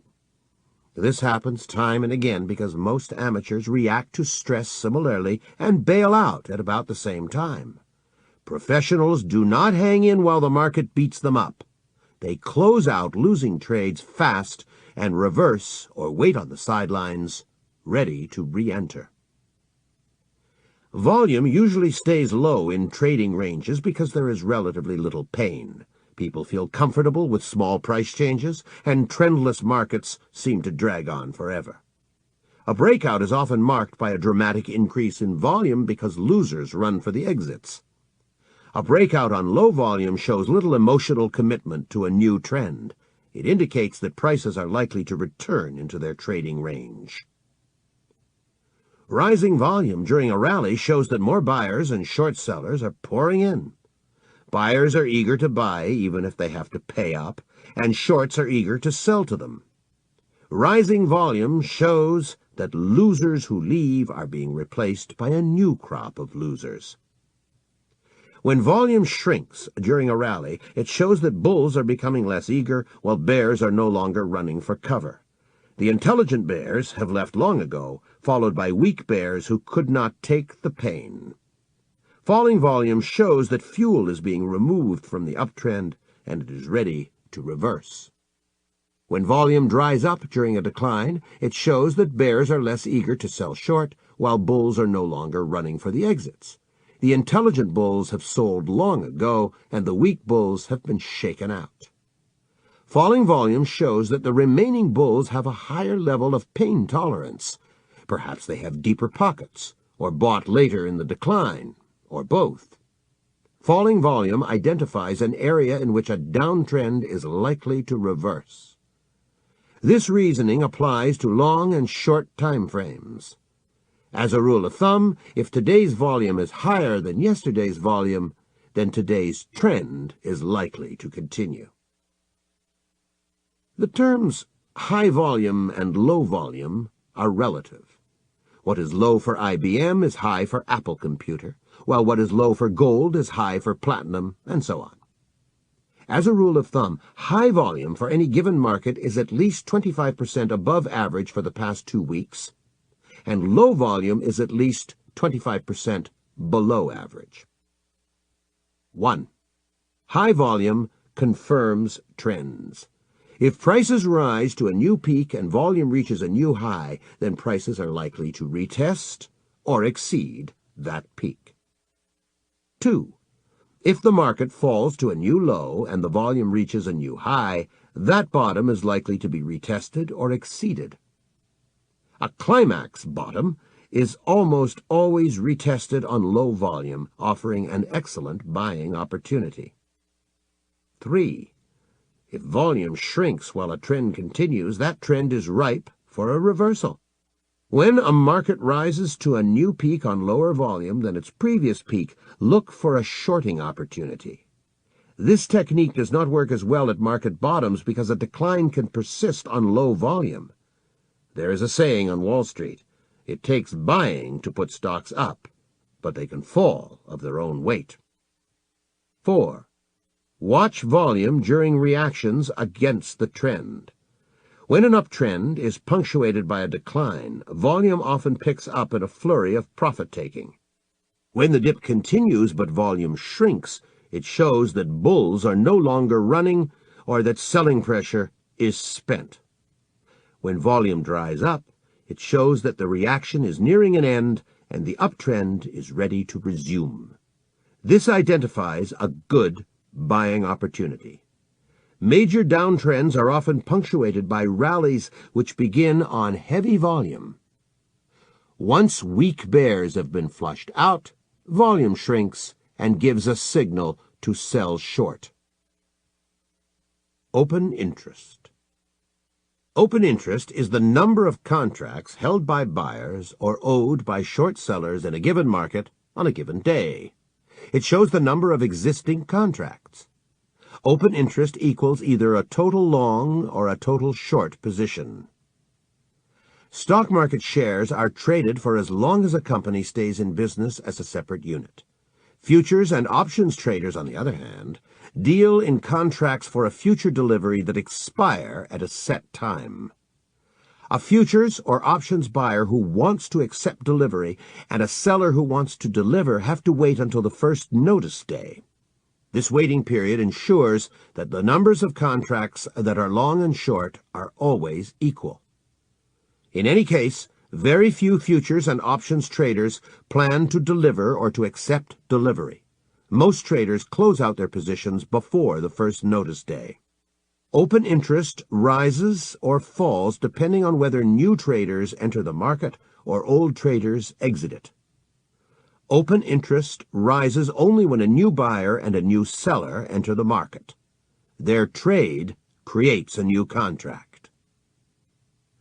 Open interest falls when a trader who is long trades with someone who is short. When both of them close out their positions, open interest falls by one contract because one contract disappears. If a new bull buys from an old bull who is getting out of his long position, open interest remains unchanged. Open interest also does not change when a new bear sells to an old bear who needs to buy because he is closing out his short position.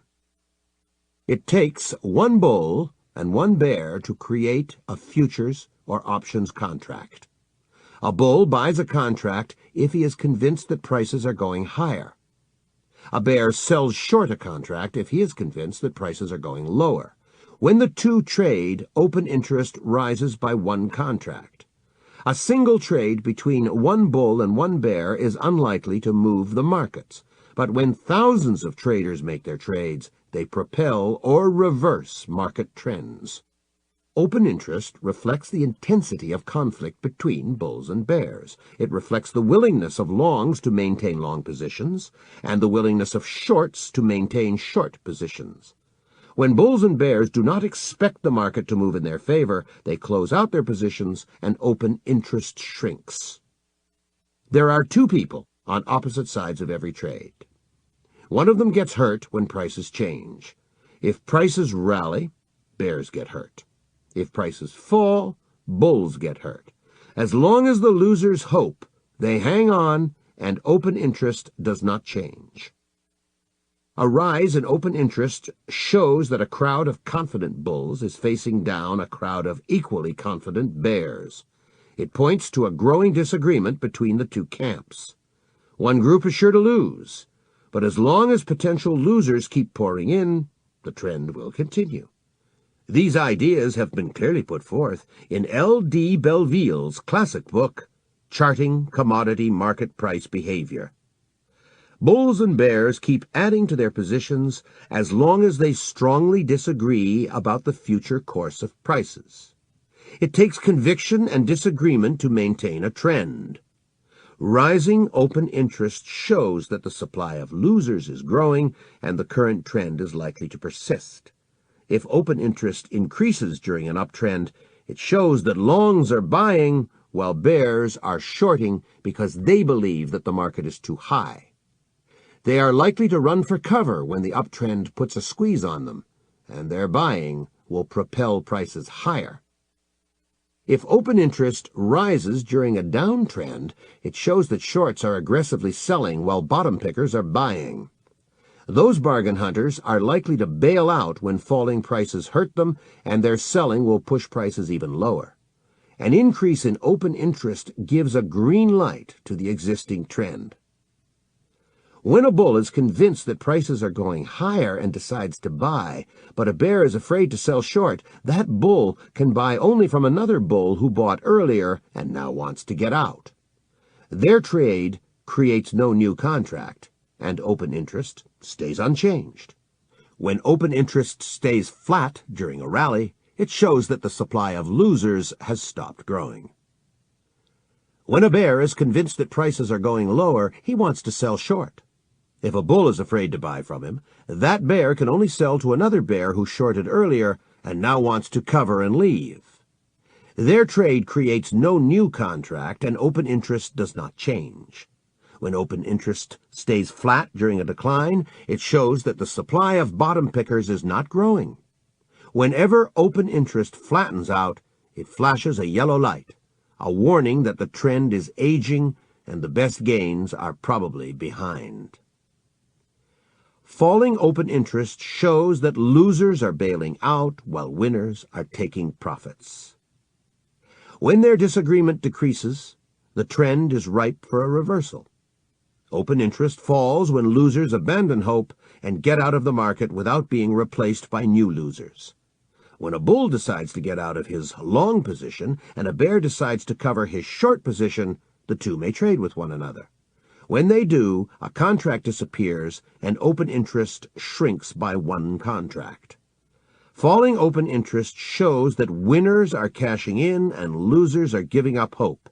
It flashes a red light. It signals the end of a trend. Time.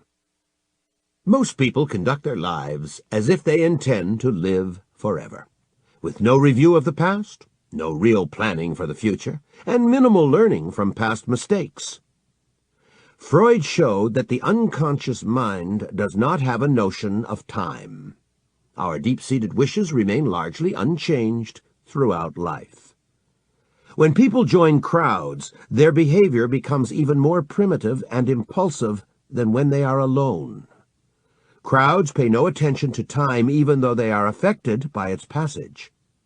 Individuals are ruled by the calendar and the clock, but crowds have no notion of time. Crowds act out their emotions as if they had all the time in the world. Most traders focus only on changes in prices and pay little attention to time.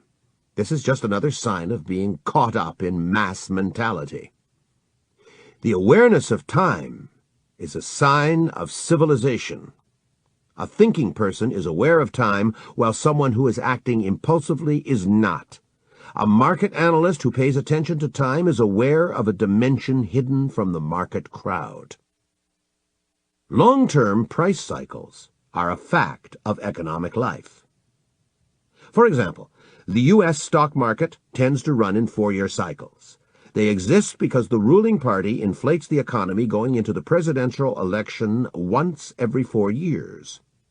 The party that wins the election deflates the economy when voters cannot take revenge at the polls. Flooding the economy with liquidity lifts the stock market, and draining liquidity pushes it down. This is why the 2 years before a presidential election tend to be bullish, and the first 12 to 18 months following an election tend to be bearish. Major cycles in agricultural commodities are due to fundamental production factors coupled with the mass psychology of producers. For example, when livestock prices rise, farmers breed more animals. When those animals reach the market, prices fall and producers cut back. When the supply is absorbed, scarcity pushes prices up, breeders go to work again, and the bull-bear cycle repeats. This cycle is shorter in hogs than in cattle because pigs breed faster than cows. Long-term cycles can help traders identify market tides. Instead, most traders get themselves in trouble by trying to use short-term cycles for precision timing and predicting minor turning points. Price peaks and valleys on the charts often seem to follow in an orderly manner. Traders reach for a pencil and a ruler, measure distances between neighboring peaks, and project them into the future to forecast the next top. Then they measure distances between recent bottoms and extend them into the future to forecast the next low. Cycles put bread and butter on the tables of several experts who sell services forecasting highs and lows. Few of them realize that what appears like a cycle on the charts is often a figment of the imagination. If you analyze price data using a mathematically rigorous program, you will see that approximately 80% of what appears like cycles is simply market noise. A human mind needs to find order in chaos, and an illusion of order is better than no order for most people. If you look at any river from the air, It appears to have cycles, swinging right and left. Every river meanders in its valley because water flows faster in its middle than near the shores, creating turbulences that force the river to turn. Looking for market cycles with a ruler and a pencil is like searching for water with a divining rod. Profits from an occasional success are erased by many losses due to unsound methods. If you are serious about trading with cycles, you need a mathematical method for finding them. A farmer sows in spring, harvests in late summer, and uses the fall to get ready for winter. There is a time to sow and a time to reap, a time to bet on a warm trend, and a time to get ready for a cold spell. The concept of seasons can be applied to the financial markets. A trader can use a farmer's approach. He should look to buy in spring, sell in summer, go short in the fall, and cover in winter. Just as a farmer pays attention to the vagaries of weather, a trader needs to pay attention to the vagaries of the markets. An autumn on the farm can be interrupted by an Indian summer, and a market can stage a strong rally in autumn. A sudden freeze can hit the fields in spring, and the market can drop early in a bull move. A trader needs to use his judgment and apply several indicators and techniques to avoid getting whipsawed. The concept of indicator seasons focuses a trader's attention on the passage of time in the market. It helps you plan for the season ahead instead of jumping in response to other people's actions. Psychological indicators. Many private traders keep their market opinions to themselves, but financial journalists and market letter writers spew them forth like open fire hydrants. Some writers are very bright, but both groups as a whole have poor trading records. Financial journalists and letter writers overstay important trends and miss major turning points. When these groups become bullish or bearish, it pays to trade against them. The behavior of groups is more primitive than individual behavior. Consensus indicators, also known as contrary opinion indicators, are not as exact as trend-following indicators or oscillators. They simply draw your attention to the fact that a trend is ready to reverse. When you get that message, use technical indicators for more precise timing. As long as the market crowd remains in conflict, the trend can continue. When the crowd reaches a strong consensus, the trend is ready to reverse. When the crowd becomes highly bullish, it pays to get ready to sell. When the crowd becomes strongly bearish, it pays to get ready to buy. The reason for trading against the extremes in consensus is rooted in the structure of the futures markets. The number of contracts bought long and sold short is always equal. For example, if open interest in gold is 12,000 contracts, then 12,000 contracts are long and 12,000 contracts are short. While the number of long and short contracts is always equal, the number of individuals who hold them keeps changing. If the majority is bullish, then the minority, those who are short, has more contracts per person than the longs. If the majority is bearish, then the bullish minority has bigger positions per person. If bullish consensus equals 50%, then 50% of traders are long and 50% are short. An average trader who is long holds as many contracts as an average trader who is short. When bullish consensus reaches 80%, it shows that 80% of traders are long and 20% are short.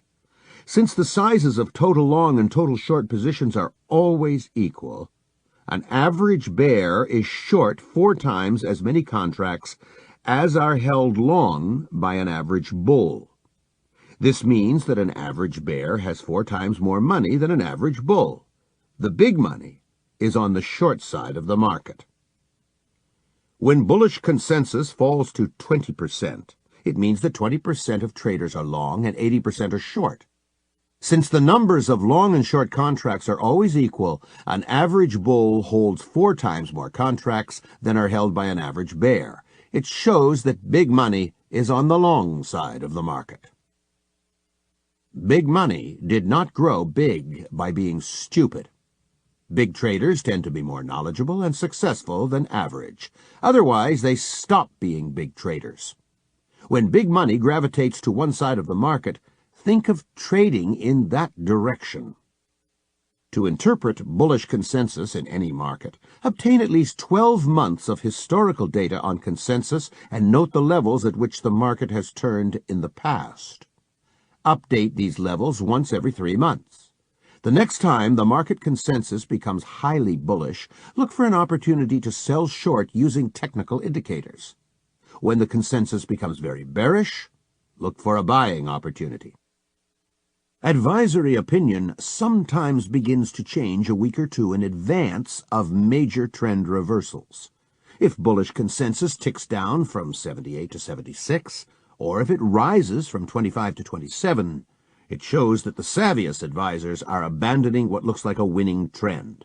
This means that the trend is ready to reverse. Several government agencies and exchanges collect data on buying and selling by several groups of investors and traders. They publish summary reports of actual trades, commitments of money as well as ego. It pays to trade with those groups that have a track record of success and bet against those with poor track records.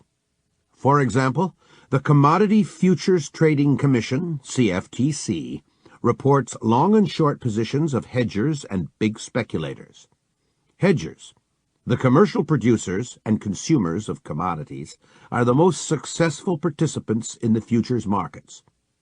The Securities and Exchange Commission, SEC, reports purchases and sales by corporate insiders. Officers of publicly traded companies know when to buy or sell their company shares.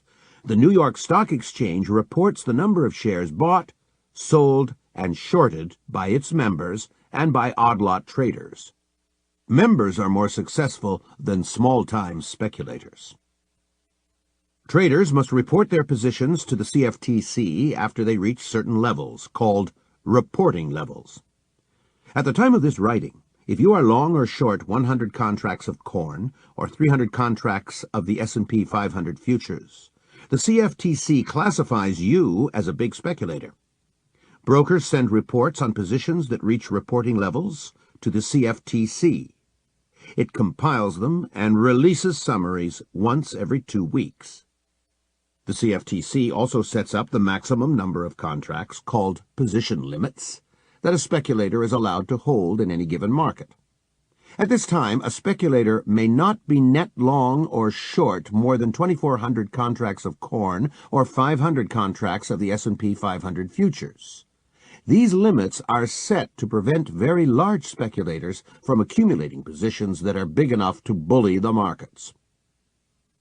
The CFTC divides all market participants into 3 groups: commercials, small speculators, and large speculators. Commercials, also known as hedgers, are firms or individuals who deal in actual commodities in the normal course of business. In theory, they trade futures to hedge business risks. For example, a bank trades interest rate futures to hedge its loan portfolio, or a food processing company trades wheat futures to offset the risks of buying grain. Hedgers post small margins and are exempt from speculative position limits.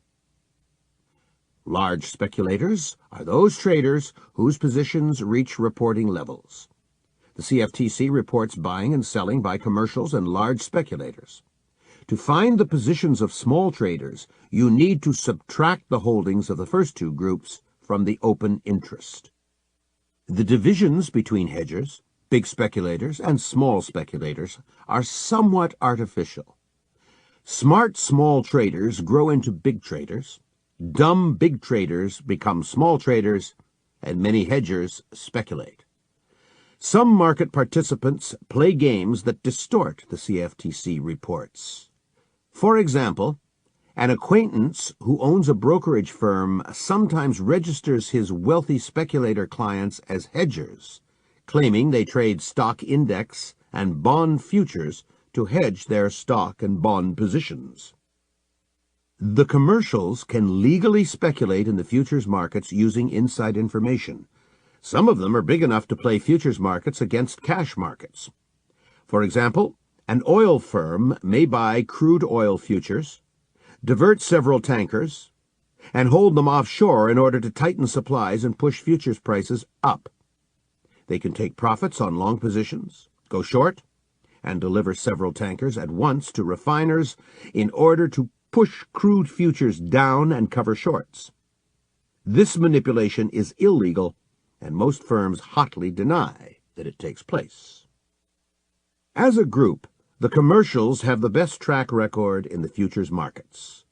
They have inside information and are well capitalized. It pays to follow them because they are successful in the long run. The few exceptions, such as orange juice hedgers, only confirm this rule. Big speculators used to be highly successful as a group until a decade or so ago. They used to be wealthy individuals who took careful risks with their own money. Today's big traders are commodity funds. These trend-following behemoths do poorly as a group. The masses of small traders are the proverbial wrong-way Corrigans of the markets. It is not enough to know whether a certain group is short or long. Commercials are often short futures because many of them own physical commodities. Small traders are usually long, reflecting their perennial optimism. To draw valid conclusions from the CFTC reports, you need to compare current positions to their historical norms. Trading systems. The triple screen trading system. The triple screen trading system was developed by this author and has been used for trading since 1985. It was first presented to the public in April 1986 in an article in Futures magazine. Triple screen applies 3 tests or screens to every trade. Many trades that seem attractive at first are rejected by one or another screen. Those trades that pass the triple screen test have a higher degree of profitability. Triple screen combines trend-following methods and counter-trend techniques. It analyzes all potential trades in several time frames. Triple screen is more than a trading system. It is a method, a style of trading. Beginners often look for a magic bullet, a single indicator for making money. If they get lucky for a while, they feel as if they discovered the royal road to profits. When the magic dies, amateurs give back their profits with interest and go looking for another magic tool. The markets are too complex to be analyzed with a single indicator. Different indicators give contradictory signals in the same market. Trend-following indicators rise during uptrends and give buy signals, while oscillators become overbought and give sell signals. Trend-following indicators turn down in downtrends and give signals to sell short, but oscillators become oversold and give buy signals. Trend-following indicators are profitable when markets are moving, but lead to whipsaws in trading ranges. Oscillators are profitable in trading ranges, but give premature and dangerous signals when the markets begin to trend. Traders say, "The trend is your friend," and "let your profits run." They also say, "Buy low, sell high." But why sell if the trend is up? And how high is high? Some traders try to average out the votes of trend-following indicators and oscillators. It is easy to rig this vote. If you use more trend-following tools, the vote will go one way, and if you use more oscillators, it will go the other way. A trader can always find a group of indicators telling him what he wants to hear. The triple screen trading system combines trend-following indicators with oscillators. It is designed to filter out their disadvantages while preserving their strengths. Another major dilemma is that the trend can be up and down at the same time, depending on what chart you use. A daily chart may show an uptrend, while a weekly chart shows a downtrend and vice versa. A trader needs to handle conflicting signals in different time frames. Charles Dow, the author of the venerable Dow theory, stated at the turn of the century that the stock market had three trends. The long-term trend lasted several years, the intermediate trend several months, and anything shorter than that was a minor trend. Robert Rhea, the great market technician of the 1930s, compared the three market trends to a tide, a wave, and a ripple. He believed that traders should trade in the direction of the market tide and take advantage of the waves, but ignore the ripples. Times have changed, and the markets have become more volatile. Traders need a more flexible definition of time frames. The triple screen trading system is based on the observation that every time frame relates to the larger and shorter ones by approximately a factor of 5.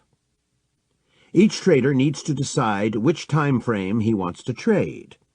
Triple screen calls that the intermediate time frame. The long-term time frame is one order of magnitude longer. The short-term time frame is one order of magnitude shorter. For example, if you want to carry a trade for several days or weeks, then your intermediate time frame will be defined by the daily charts. Weekly charts are one order of magnitude longer, and they determine the long-term time frame. Hourly charts are one order of magnitude shorter, and they determine the short-term time frame. Day traders who hold their positions for less than an hour can use the same principle.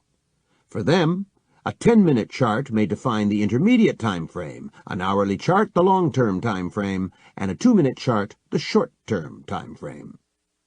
Triple screen demands that you examine the long-term chart first. It allows you to trade only in the direction of the tide, the trend on the long-term chart. It uses the waves that go against the tide for entering positions. For example, daily declines create buying opportunities when the weekly trend is up. Daily rallies provide shorting opportunities when the weekly trend is down. First screen, market tide. Triple screen begins by analyzing the long-term chart, one order of magnitude greater than the one you plan to trade. Most traders pay attention only to the daily charts, with everybody watching the same few months of data. If you begin by analyzing weekly charts, your perspective will be 5 times greater than that of your competitors. A trader has 3 choices: buy, sell, or stand aside. The first screen of the triple screen trading system takes away one of those choices. It acts as a censor who permits you only to buy or stand aside during major uptrends. It allows you only to sell short or stand aside during major downtrends. You have to swim with the tide or stay out of the water. Second screen, market wave. The second screen identifies the wave that goes against the tide. When the weekly trend is up, daily declines point to buying opportunities. When the weekly trend is down, daily rallies point to shorting opportunities. The second screen applies oscillators to the daily charts in order to identify deviations from the weekly trend. Oscillators give buy signals when markets decline and sell signals when markets rise. The second screen of the triple screen trading system allows you to take only those daily signals that point in the direction of the weekly trend. Third screen, intraday breakout. The first screen of the triple screen trading system identifies market tide on a weekly chart. The second screen identifies a wave that goes against that tide on a daily chart. The third screen identifies the ripples in the direction of the tide. It uses intraday price action to pinpoint entry points. The third screen does not require a chart or an indicator. It is a technique for entering the market after the first and second screens gave a signal to buy or sell short. The third screen is called a trailing buy-stop technique in uptrends and a trailing sell-stop technique in downtrends. When the weekly trend is up and the daily trend is down, trailing buy-stops catch upside breakouts. When the weekly trend is down and the daily trend is up, trailing sell-stops catch downside breakouts. When the weekly trend is up and a daily oscillator declines, it activates a trailing buy-stop technique. Place a buy order one tick above the high of the previous day. If prices rally, you will be stopped in long automatically when the rally takes out the previous day's high. If prices continue to decline, your buy stop will not be touched. Lower your buy order the next day to the level one tick above the latest price bar. Keep lowering your buy stop each day until stopped in, or until the weekly indicator reverses and cancels its buy signal.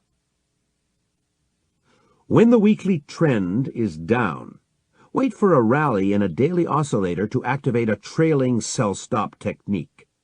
Place an order to sell short one tick below the latest bar's low. As soon as the market turns down, you will be stopped in on the short side. If the rally continues, keep raising your sell order daily. The aim of a trailing sell-stop technique is to catch an intraday downside breakout from a daily uptrend in the direction of a weekly downtrend. Proper money management is essential for successful trading. A disciplined trader cuts his losses short and outperforms a loser who keeps hanging on and hoping. The triple screen trading system calls for placing very tight stops. As soon as you buy, place a stop-loss order one tick below the low of the trade day or the previous day, whichever is lower. Once you sell short, place a protective stop-loss one tick above the high of the trade day or the previous day, whichever is higher. Move your stop to a break-even level as soon as the market moves in your favor. Afterwards, the rule of thumb is to move your stop to protect approximately 50% of paper profits.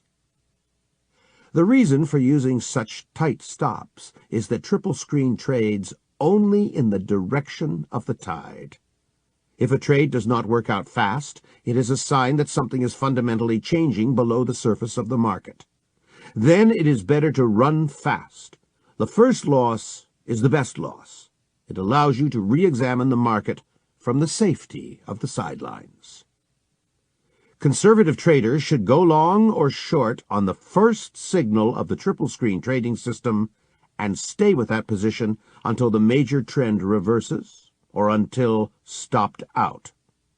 Active traders can use each new signal from the daily oscillator for pyramiding the original position.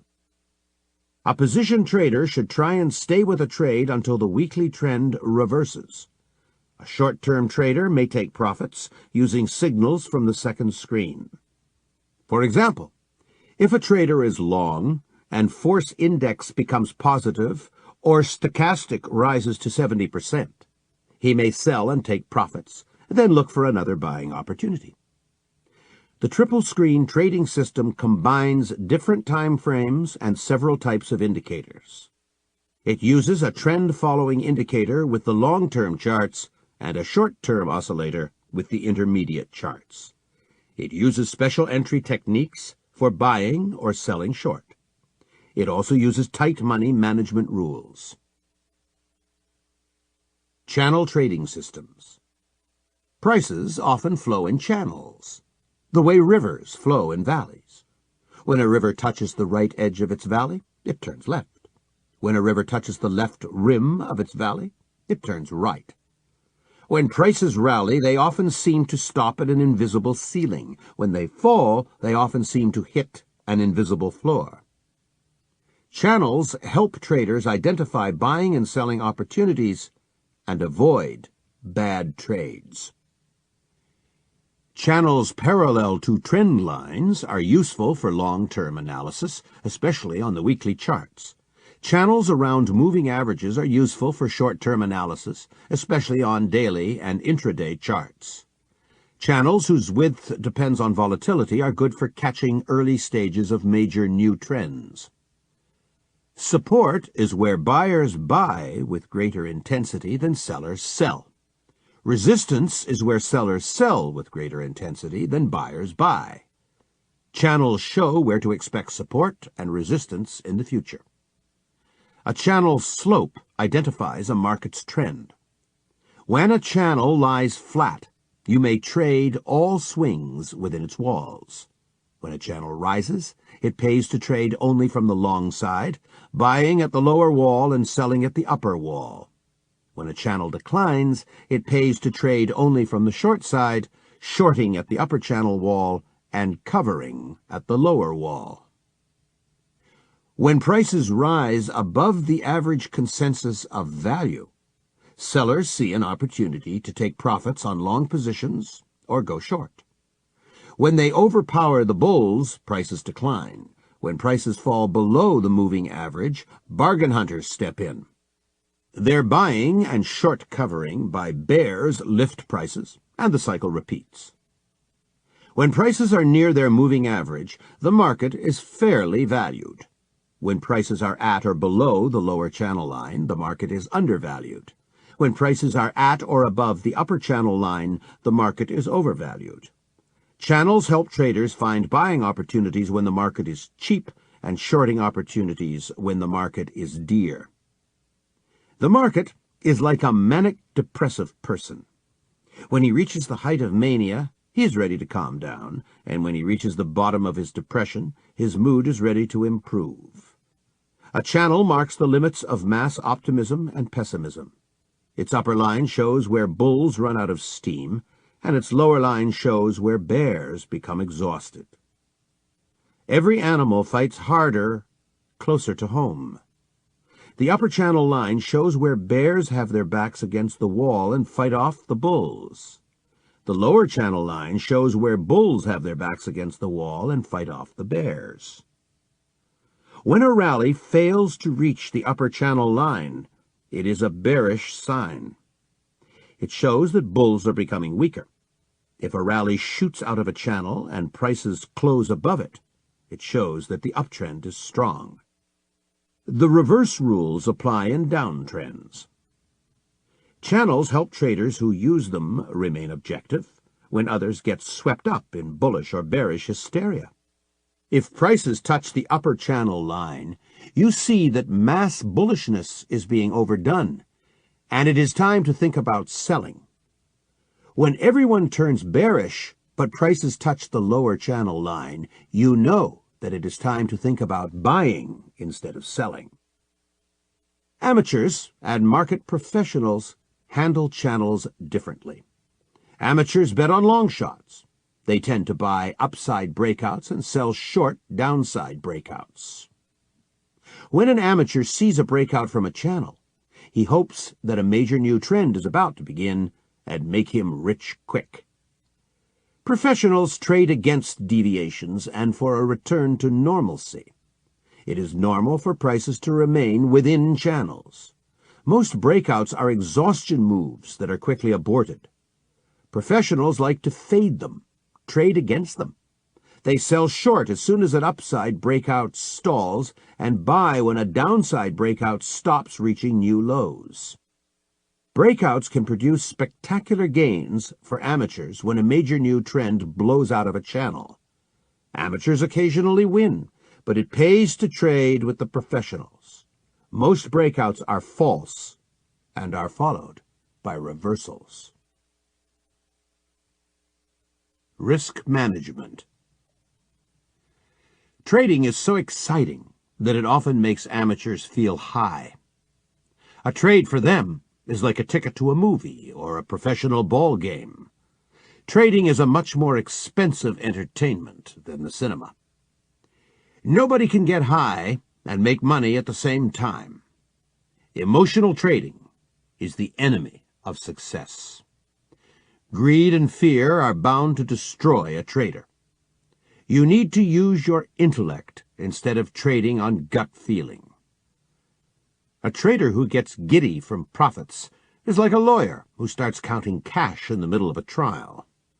A trader who gets upset at losses is like a surgeon who faints at the sight of blood.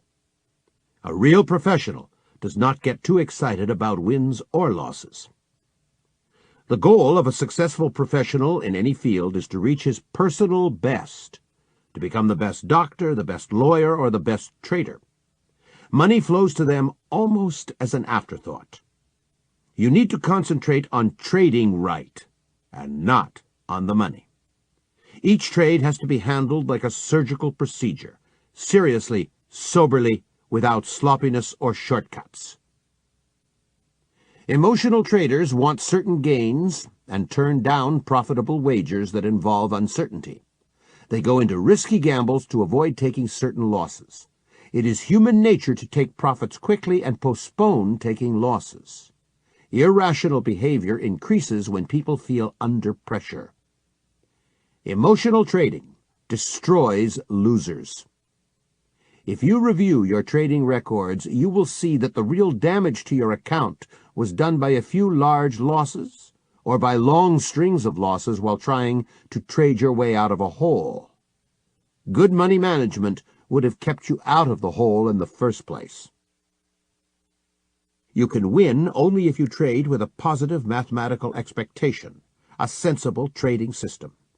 Trading on hunches leads to disasters. Many traders act like drunks wandering through a casino, going from game to game. Slippage and commissions destroy those who overtrade. The best trading systems are crude and robust. They are made of a few elements. The more complex the systems, the more elements that can break. Traders love to optimize their systems using past data. The trouble is, your broker won't let you trade the past. Markets change, and the ideal parameters from the past may be no good today. Try to de-optimize your system instead. Check how it would have performed under bad conditions. A robust system holds up well when markets change. It is likely to beat a heavily optimized system in real-world trading. Finally, when you develop a good system, don't mess with it. Design another one if you like to tinker. As Robert Prechter put it, most traders take a good system and destroy it by trying to make it into a perfect system. Once you have your trading system, it is time to set the rules for money management. Suppose you and I bet a penny on a coin flip. Tails you win, heads you lose. Suppose you have $10 of risk capital and I have $1. Even though I have less money, I have little to fear. It would take a string of 100 losses to wipe me out. We can play for a long time, unless two brokers get between us and drain our capital by commissions and slippage. The odds will dramatically change if you and I raise our bet to a quarter. If I have only $1, then a string of only 4 losses will destroy me. If you have $10, you can afford to lose a quarter 40 times in a row. A series of 4 losses is likely to come much sooner than 40. All other factors being equal, the poorer of two traders is the first to go broke. Most amateurs think that other factors are far from equal. They consider themselves brighter than the rest of us. The trading industry works hard to reinforce that delusion, telling traders that winners get the money lost by losers. They try to hide the fact that trading is a minus-sum game. Cocky amateurs take wild risks, producing commissions for brokers and profits for floor traders. When they blow themselves out of the market, new suckers come in because hope springs eternal. Institutional traders as a group tend to be more successful than private traders. They owe it to their bosses, who enforce discipline. If a trader loses more than his limit on a single trade, he is fired for insubordination. If he loses his monthly limit, his trading privileges are suspended for the rest of the month and he becomes a gopher, fetching other traders coffee.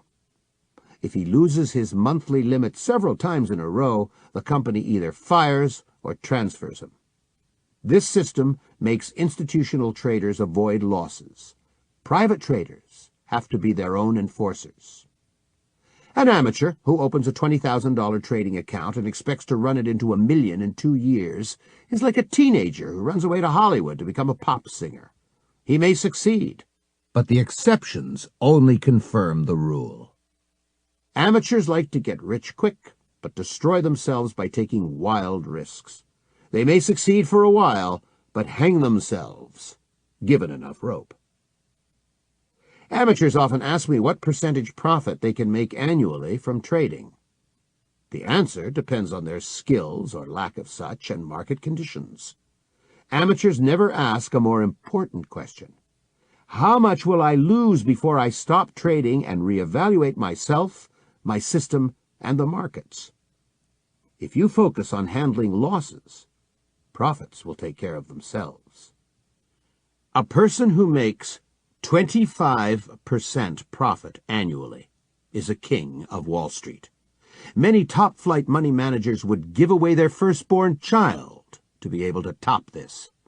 A trader who can double his money in a year is a star, as rare as a pop musician or a top athlete. If you set modest goals for yourself and achieve them, you can go very far. If you can make 30% annually, people will beg you to manage their money. If you manage $10 million, not an outlandish amount in today's markets, your management fee alone can run 6% of that, or $600,000 a year. If you make a 30% profit, you will keep 15% of it as an incentive fee, another $450,000. You will earn over $1 million a year trading without taking big risks. Keep these numbers in mind when you plan your next trade. Trade to establish the best track record with steady gains and small drawdowns. Most traders get killed by one of two bullets: ignorance or emotion. Amateurs act on hunches and stumble into trades that they should never take due to negative mathematical expectations. Those who survive the stage of virginal ignorance go on to design better systems. When they become more confident, they lift their heads out of the foxholes, and the second bullet hits them.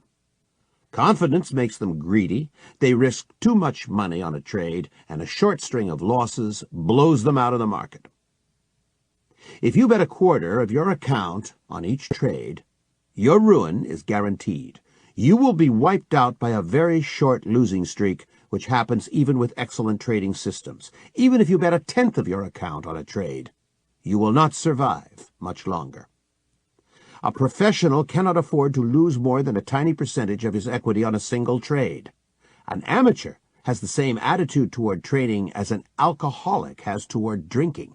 He sets out to have a good time, but winds up destroying himself. Extensive testing has shown that the maximum amount a trader may lose on a single trade without damaging his long-term prospects is 2% of his equity. This limit includes slippage and commissions.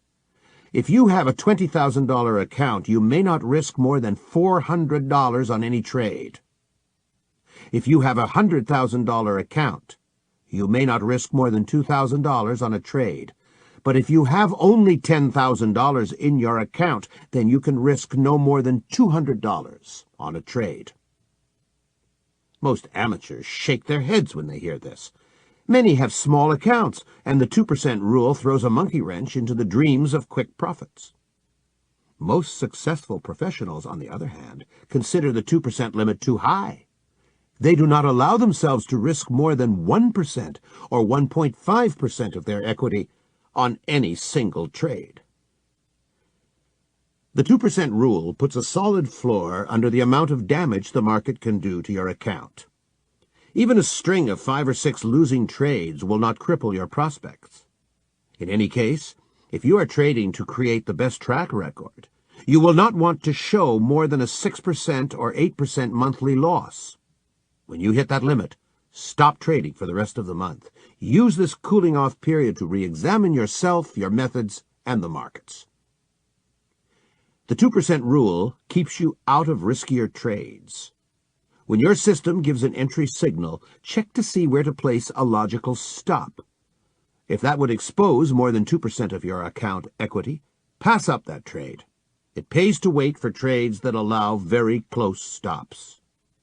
Waiting for them reduces the excitement of trading but enhances profit potential. You choose which of the two you really want.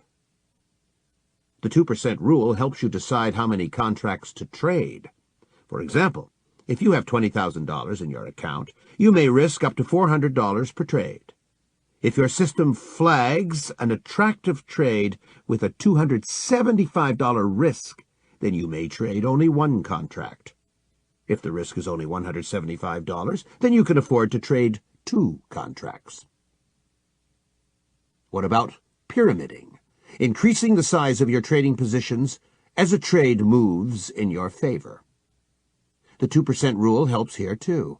If you show profit on a trend-following position, you may add to it, as long as your existing position is at a break-even level or better and the risk on the additional position does not exceed 2% of your equity.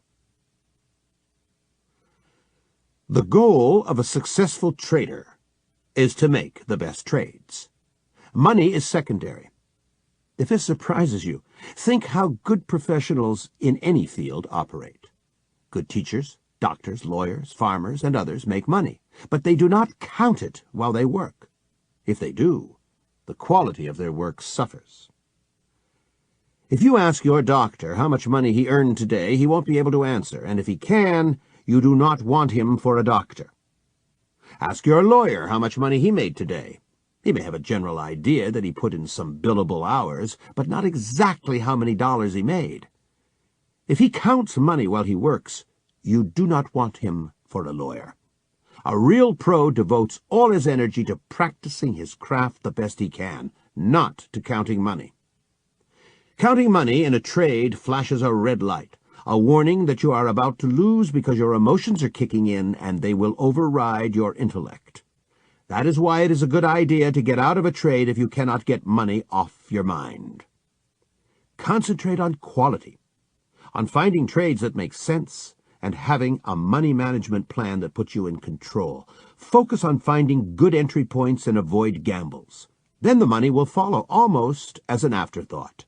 You may count it later, well after a trade is over. A good trader must focus on finding and completing good trades. A professional always studies the markets, looks for opportunities, hones his money management skills, and so on. If you ask him how much money he made on the current trade, he will have only a general idea of being a little or a lot ahead of the game, or a little behind. He can never be a lot behind because of tight stops. Like other professionals, he focuses on practicing his craft and polishing his skills. He does not count money in a trade. He knows that he will make money as long as he does what is right in the markets. If you use indicators for finding trades, use them also to get you out of trades. If your indicators are in gear with the market when it is time to buy or go short, use them to decide when it is time to sell or to cover.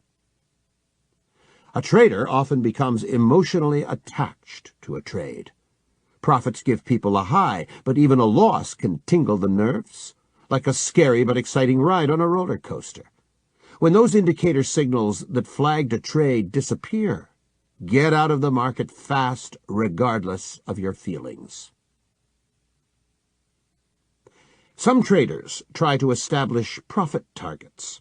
They want to sell strength when prices hit resistance or buy weakness when prices reach support. Elliott wave theory is the main method for trying to forecast reversal points. R.N. Elliott wrote several articles about the stock market and a book, Nature's Law. He believed that every movement in the stock market could be broken into waves, smaller waves, and subwaves. Those waves explained every turning point and occasionally allowed him to make correct predictions. Those analysts who sell advisory services based on Elliott's methods always come up with so-called alternate counts. They explain everything in hindsight, but are not reliable in dealing with the future. Fibonacci numbers and their ratios, especially 1.618, 2.618 and 4.236 express many relationships in nature. As Trudy Garland writes in her lucid book, Fascinating Fibonacci's, these numbers express the ratios between the diameters of neighboring spirals in a seashell and in a galaxy, the number of seeds in the adjacent rows of a sunflower, and so on. Eliot was the first to point out that these relationships also apply to the financial markets. Tony Plummer describes in his book, Forecasting Financial Markets, how he uses Fibonacci ratios to decide how far a breakout from a trading range is likely to carry. He measures the height of a trading range, trades in the direction of a breakout, and then looks for reversal targets by multiplying the height of the range by Fibonacci numbers. Experienced traders combine profit targets with other technical studies. They look for indicator signals at the projected turning points. If indicators diverge from a trend that is approaching a target, it reinforces the signal to get out. Trading on targets alone can be a tremendous ego boost, but the markets are too complex to be handled with a few simple numbers. Setting stops. Serious traders place stops the moment they enter a trade. As time passes, stops need to be adjusted to reduce the amount of money at risk and to protect a bigger chunk of profit. Stops should be moved only one way, in the direction of the trade. We all like to hope that a trade will succeed, and a stop is a piece of reality that prevents traders from hanging on to empty hope. When you are long, you may keep your stops in place or raise them, but never lower them. When you are short, you may keep your stops in place or lower them, but never raise them. Cutting extra slack to a losing trade is a loser's game. If a trade is not working out, it shows that your analysis was flawed or the market has changed. Then it is time to run fast. Serious traders use stops the way sailors use ratchets, to take out the slack in their sails. Losers who move stops away from the market vote in favor of fantasy and against reality. Learning to place stops is like learning to drive defensively. Most of us learn the same techniques and we adjust them to fit our personal styles. The following are the basic rules for placing stops. 1. Stop-loss order. Place your stop the moment you enter a trade. Trading without a stop is like walking down Fifth Avenue in Manhattan without pants on. It can be done. I have seen people do it, but it is not worth the trouble. A stop will not protect you from a bad trading system. The best it can do is slow down the damage. A stop-loss order limits your risk, even though it does not always work. Sometimes prices gap through a stop. A stop is not a perfect tool, but it is the best defensive tool we have. When you go long, place your stop below the latest minor support level. When you go short, place a stop above the latest minor resistance. The parabolic system moves the stop in the direction of the trade depending on the passage of time and changes in prices. If you use the triple screen trading system, place your stop after entering a trade at the extreme of the past 2 days' range. Avoid all trades where a logical stop would expose more than 2% of your equity. This limit includes slippage and commissions. 2. Break-even order. The first few days in a trade are the hardest. You have done your homework, found a trade, and placed an order. It has been filled, and you placed a stop-loss order. There is not much else you can do. You are like a pilot strapped into his seat for takeoff. The engines are blasting at full power, but the speed is low, and there is no room to maneuver. Just sit back and trust your system. As soon as prices start to move in your favor, move your stop to a break-even level. When the takeoff is completed, your flight is at a safer stage. Now you get to choose between keeping your money or gaining more, instead of choosing between a loss and a gain.